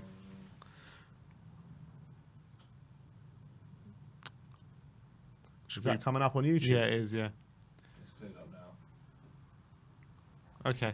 So, what was that one? Solanke. The Premier Inside says Solanke once again with an unsung hero's performance. Work rate is absolutely incredible, pressing non-stop and comes all the way back to defend. Gets himself a well-earned assist too. What a player! Yeah, and he puts in so much work which goes unnoticed, and but not by Spurs fans because we can see it week in week out. But he definitely deserves more praise for his impact he's had at Spurs, and he's been brilliant. And brilliant assist, brilliant presence of mind to play in Porro, brilliant running in behind. But it's just his sheer work rate is such a valuable asset. H2 MUFC saying, and knocked the champions for 4 and kept a clean sheet with Dragoshin and Davis in the centre of his defence. Yeah, our rival fans starting to notice. Flav Bateman says he's got to go, ain't he? Yeah, he's got to go. He's got to go. Gone for Christmas. He's got to go. BLTHFC says Kulu and Madders will get the plaudits deservedly, but how good was Bissouma after picking up that yellow card inside 15 seconds? Ran the midfield with Sarr. Davis and Dragoshin brilliant after the first 10 minutes too. The man, they were superb. Yeah, incredible. Kulu, I think they definitely deserve the plaudits, and I think Bissouma and Sarr were really the legs in that midfield, and it really helped to just control it and make sure that they were exploiting what was a very unathletic Man City midfield, and we really exploited that to its fullest. Can we just cut to the thumbnail for a second? We'll be back in 1 second, guys, but there's just something going on here.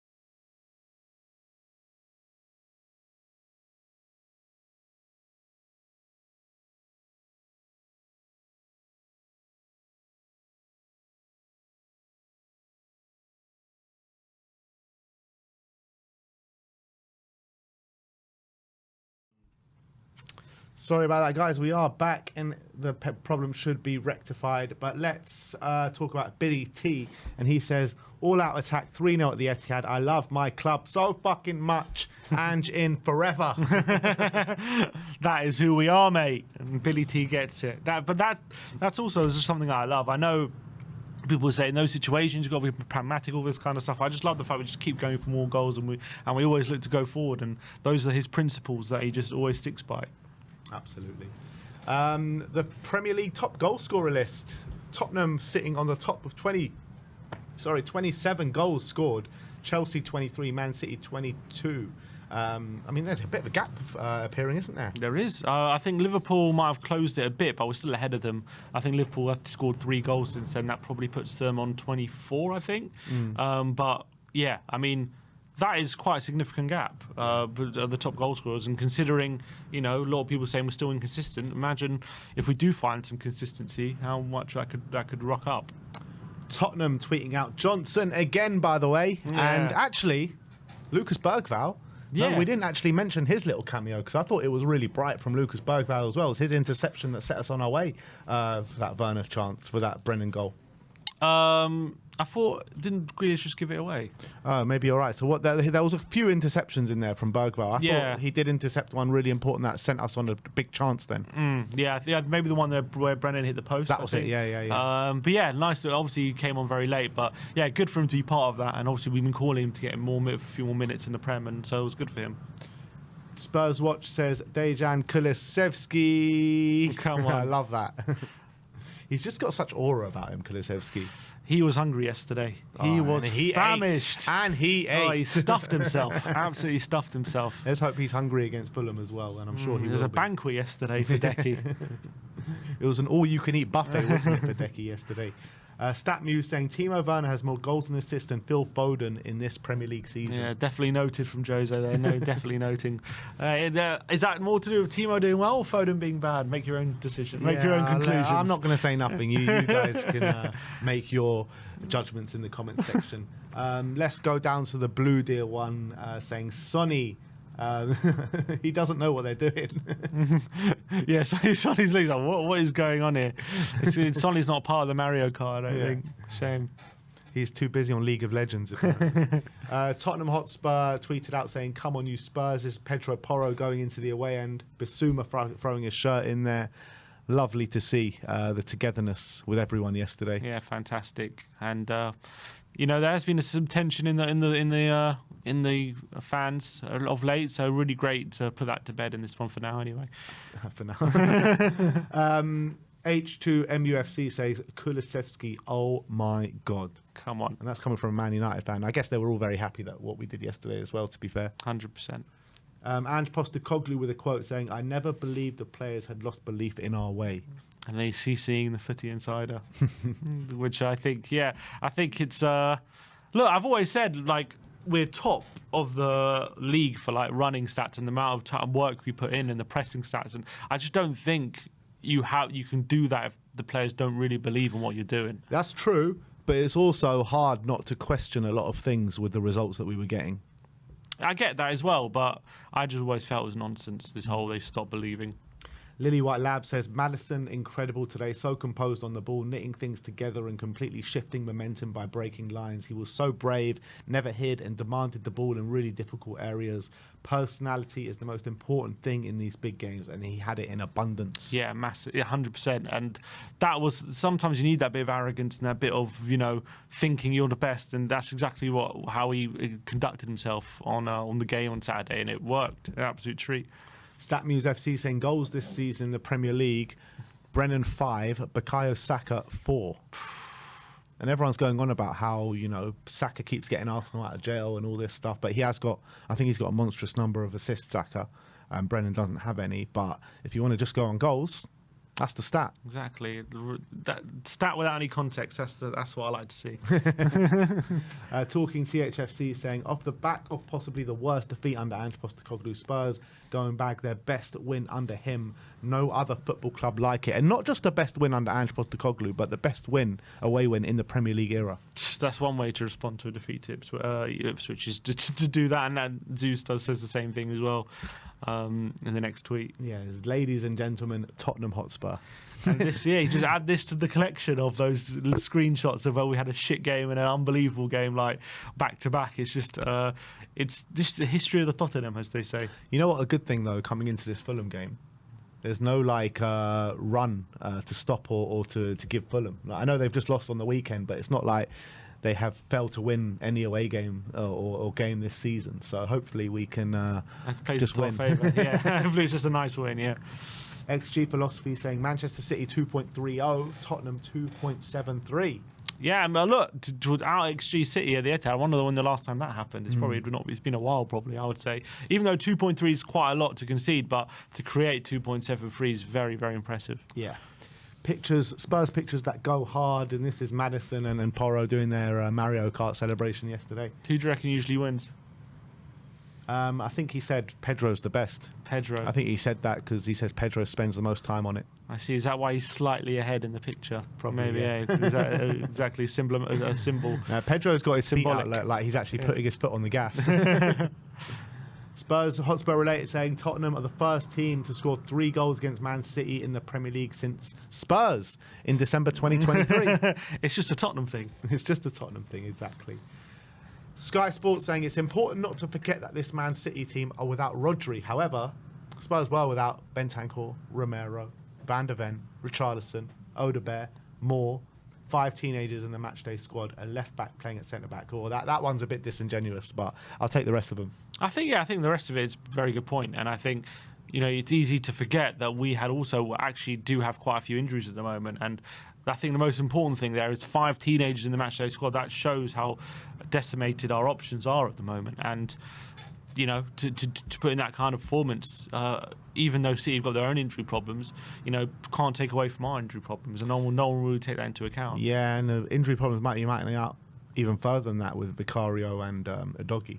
We'll have to wait and see. Hopefully they're all right, but yeah. Yeah.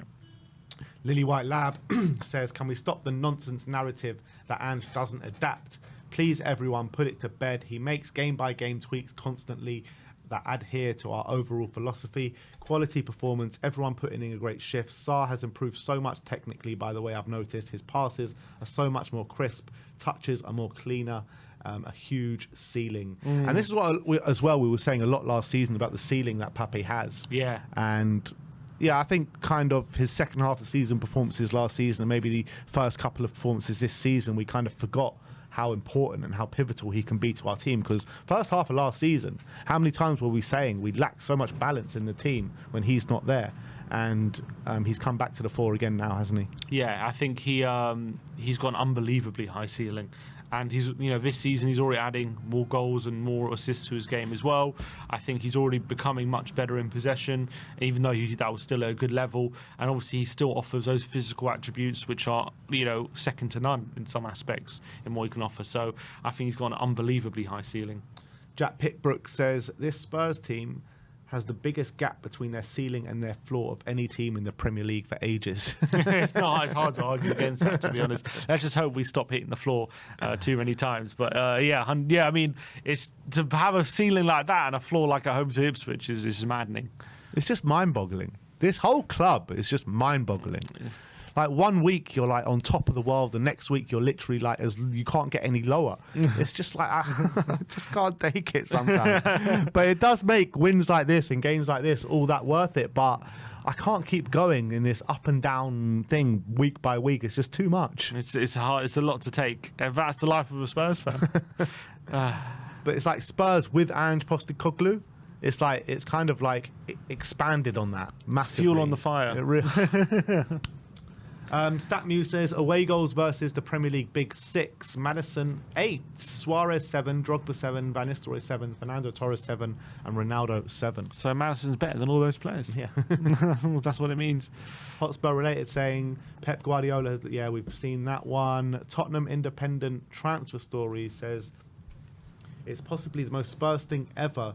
During a period where we've basically achieved nothing, we've consistently spanked the greatest side in Premier League history. Yeah, it's so true. In like this period where we're all so frustrated, we always beat the best side. Where everyone always complains like that's the main thing that we can't do is compete against the best teams. And the one team we do beat consistently is the best team ever. This one from Spurs Journo saying, if you're not shitting yourself for the second half, regardless of the lead, you're simply not Tottenham. I think the whole away end were proper shitting themselves at half time. Literally, as much as we were delighted, you're thinking, how are we going to Spurs this up? Blue Deer saying Son, and this was Son's celebration yesterday with James Maddison. It was Maddison, Son, and Solanke. Yeah. Brilliant. Harry Book saying it's not typical Spurs to lose to. It is not typical Spurs to lose to Ipswich and then be 2-0 up away at City. It is typical of a very good team looking to become a great team, and it's in its early infancy. What Spurs are trying to build towards means that we can go toe-to-toe with Man City, where it's not a shock if you beat them. But along with that process, while you are looking to catch up, there will be plenty of Ipswich and Crystal Palace defeats along the way. And the idea is if you get to a stage where that becomes a rarity, and if it is achieved, it will only be achieved with time, which is true. I think that's a fair point. And I think when you've got a young team like we do and you're trying to build something, from the ground up like Ange's, there will be inconsistencies. I think last season wasn't even about inconsistency. It was about trying to perfect that, what we can do, even against good teams. And now, clearly, yesterday showed what we're capable of, what level we can be at when we're at our best. And now it's about trying to be at that level as much as possible. Yeah. Squawker says only 2 players have been directly involved in 10-plus Premier League goals versus Pep Guardiola's Manchester City, and that is Mo Salah and Son Heung-min, Pep's kryptonite. It does make a lot of sense considering the type of players they are, doesn't it? But yeah, Son does love a goal contribution at the Etihad. And that brings that's an end to the reacts. A nice long one to get your teeth bitten into today. I loved every second of it. A couple of super chats before we go on to the last segment. Charlie Vale with the members chat, member for 12 months, saying Sonny keeping the boys level is leadership. 100%. Yeah, for sure. And I think there's a lot of evidence since he's got the captaincy of what a good leader he is. So I'm very proud of him, happy for him. And I think yesterday, I think he made sure that we kept our concentration and made sure that as much as we were very excited about being in the lead and all these different things, we made sure that we were mature in our performance. Keith D saying Davis is a great squad player because he doesn't play every match. Keep rotating. And he's still very consistent. Yeah, I mean, if he does keep up this level of performance throughout the whole course of the season, does he get like an extra year? If he keeps up this level consistently, I mean, maybe. Obviously, we'll have to wait and see what the plans are for Vuskovic and different players. But these players are very young that are coming in. They are very young. But you want to give them minutes as well, so it's going to be interesting. But look, he's done exceptionally well. I can't deny that. And yeah, when he's putting in performances like that, it's hard to argue that he can't have a role to play in the squad. Yeah. Update on the Manchester United game. There is about 25 minutes left to play. It's still 1-1. We got it on in the background here. It doesn't look like Man United are threatening too much. Here we go. Just so you say that, is Rashford in behind? And he wins a corner. I think this looks like this half. I think actually the first half, Ipswich had the better of it. Looks like in this half, it's quite even from what I can see. A bit more even. Man United are about to bring on Xerxes and Højlund. So things are about to change up for them. Who's gone off? What do you have? You had 2-0 United, didn't you? I had 2-2. Yeah. But Eriksen and Rashford going off. All right. Well, let's get into the last segment of the live stream for you guys, and it's the 5 takeaways. We can see what 5 things we did learn from the game yesterday, and number 1 is unprecedented. Yeah, and it was a real unprecedented win for Tottenham on a number of counts. First of all, it's the biggest home loss that Pep's ever had as manager of Man City. He's never lost by 4. In fact, he's never been 3-0 down in any game under his tenure of Man City. It's the first time he's obviously lost by 4 or more goals, or 3 or more goals. First time in his managerial career he's ever lost 5 in a row as well. And I think from Tottenham's point of view, it's probably the first time, apart from the first time since United game, I guess, we've had a win away at a Big Six team by 3 or more goals, and also a bit of, especially against a team like Man City. So. Real unprecedented win. About 3 or more goals? It was our first time since United away we've won at a Big Six team. And what year was that? 2020? 2020. Yeah. And even, now it's obviously behind closed doors. So it was a proper unprecedented win for Tottenham and for Man City as well, on both accounts. Kind of like all our big wins away at the Big Six have all come at Old Trafford, and like Man United are nowhere near like the level of what this Man City team are at. Obviously since post-Fergie and stuff like that. So when you're talking about taking a world-class team to the cleaners, this is exactly what it looks like. Exactly, and I don't remember anything like this before. Anything like it. I mean, the Man United games are levels away from this. Yeah, 100%. Number 2 is Magic Maddison. Yeah, and Maddison coming into the side yesterday, and what a performance he put in terms of his individual performance in this game. Won 9 of his 13 duels. He won 5 fouls. He won possession 5 times, 2 out of 2 take-ons. Obviously 2 touch in the box and 2 goals and 2 tackles. But the impressive stats about Maddison now, given those individual statistics of this game, he has now 9 goal contributions in 12 starts in all competitions. In the Premier League, it's 8 goal contributions in 10 starts. Because obviously his minutes have been limited in some games, he's actually only played 776 minutes, which actually works out to a goal contribution every 96 minutes for Maddison. So literally just over 1 every game. That's brilliant. Which is, I mean, to me, that tells me that he's definitely playing well for me, and it's not just these goals that prove that. Yeah, look, I agree with you when the point that you were making before, that the James Maddison season is being completely blown out of proportion because of what happened at West Ham and because of a few little things that have happened throughout the season. But I do think on a consistent basis from the start of the season till now, his level of performance has been very good. And when you're looking at his goal contribution tally, you can't really argue with that. So one every 96 big up minutes. to James Maddison, but obviously he did leave the best performance till last against Manchester City. So can it get better than that? Can it get better than that performance? Yeah, it's going to be interesting to see what he does going forward with it, because obviously, you know, do we want Johnson back in the 11? Does he want Decky back inside? You know, do we want to keep Sarr in there? So obviously these are good problems to have, but it's going to be interesting to see. Obviously, I think over the next few weeks, while we don't have Odegaard and Richarlison, obviously some games the decision will be made for him. But once everyone's fit, it's going to be interesting to see what he does. Yeah.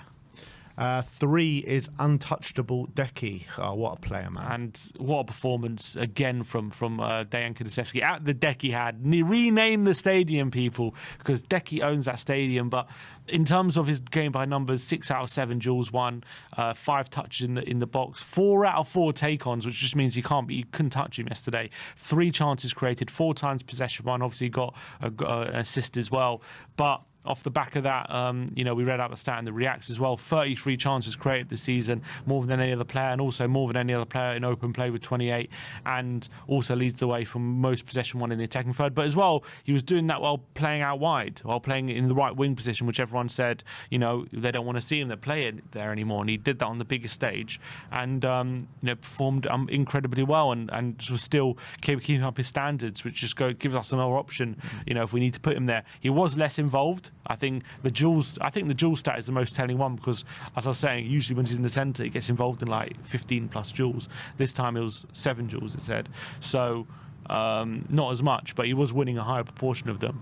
But yeah, Decky, he's just in the form of his life. He's unstoppable at the moment, and you know, he strikes fear into the opponent. And I just thought he did that again at the Decky had. Yeah, and you know, when you think he can't get better, he saves his best performance of the season for the last game, and the levels that he's shown throughout the season has just been monstrous. What can't he do, this guy? And when you talk about not wanting to see him on the right wing, I was very firmly in that camp. But I did feel like the right wing role was a bit different to what he was playing last season, where he had the kind of ability or the freedom to come a lot more central, come deep as well into central areas in the midfield. So he did provide that extra man in midfield as much as he was our right winger on the day. So brilliant performance from Decky. It's scary to think how good this guy can be. He's one of the best performing players in the Premier League right now, and he keeps going from strength to strength. And it carries on his performances for club and country this season. Yeah, and just one thing to add, in terms of his record now at the Etihad after that game, it's 3 goals and 2 assists in 4 appearances. Wow. So 5 goal contributions. The Decky had! At the Etihad in 4 games. So he's got a 100% goal contribution record at the Etihad. Number 4 is free scoring Spurs. Yeah, and after yesterday, Spurs now 4 goals clear at the top of the Premier League when it comes to goals scored. So they are very much a free scoring team at the moment, and it adds to that record of getting 3+ goals in a game. So that means now this season we have, in the Premier League, we have scored 3+ goals on 6 occasions, which is half our games. And as I say, last season we only did it on 9 occasions throughout the whole season. So we're only 3 away from that total this season, with you know, a lot of football to be played. So we're probably going to absolutely smash that record, and that just goes to show the evolution of this team, scoring a lot more goals. And we were talking about, you know, the objective, how Ange wants to play. He just wants to outscore the opposition, and you know, he wants to basically be getting 3 or more goals a game. That's the way we're set up. And is that sustainable? And look, we'll still have to work it out if that's sustainable. But you know, the more we get 3+ goals in the game, the more times we're going to win. Yeah, that's very true. But, you know, we just need to keep consistency now. We just need to show a base level of performance where it doesn't dip as low as we saw in the Crystal Palace and the Ipswich game, because those games were clearly not good enough. I don't want to bring a dampener on the day and stuff like that and talk about the poor performances, but you need to talk about it, because after such a great performance yesterday, it's just mind-boggling how the team can ever even dip down to those levels. But we've seen it very recently. So let's hope, like, now they can take confidence from this Manchester City game and really kick on now and just show a base level of performance where it doesn't dip as low as that. Yeah, that's the goal. But that's what I was saying about like this team. Like when we win big. And another example of that yesterday. And when we win, we're only losing by a goal as much as they're very, against teams we should be beating. But they're always like tight games, and we lose by the odd goal. And so I think that's easier to fix than being worried that these big wins might turn. Is it like easier to turn those defeats into draws than fearing that those big wins might turn into not wins? Yeah, it's just we haven't seen a consistent level of performance from Tottenham under Ange since the first 10 games of last season in terms of results. So that's what makes people question. And, it's fair questions. But after that game against Man City, surely you just got to enjoy that and worry about the next game when it comes. Fifth and final takeaway, that is into the top 6. Yeah, and are we 7th now? No, we're 6th. No, 6th, I think. Yeah. Unless there's something, I don't think No, anything 6th, you're will right. change after today. So we're into the top 6. We're now, obviously, we're 4 points off second now after beating Man City. So it's really condensed the table even more, like bringing pretty much Man City into that kind of dogfight between everyone else. By the time of speaking, obviously, Man United are currently drawing. So there's 7 points between 12th and 2nd at the moment, which is crazy. But yeah, obviously the table looking a lot healthier now.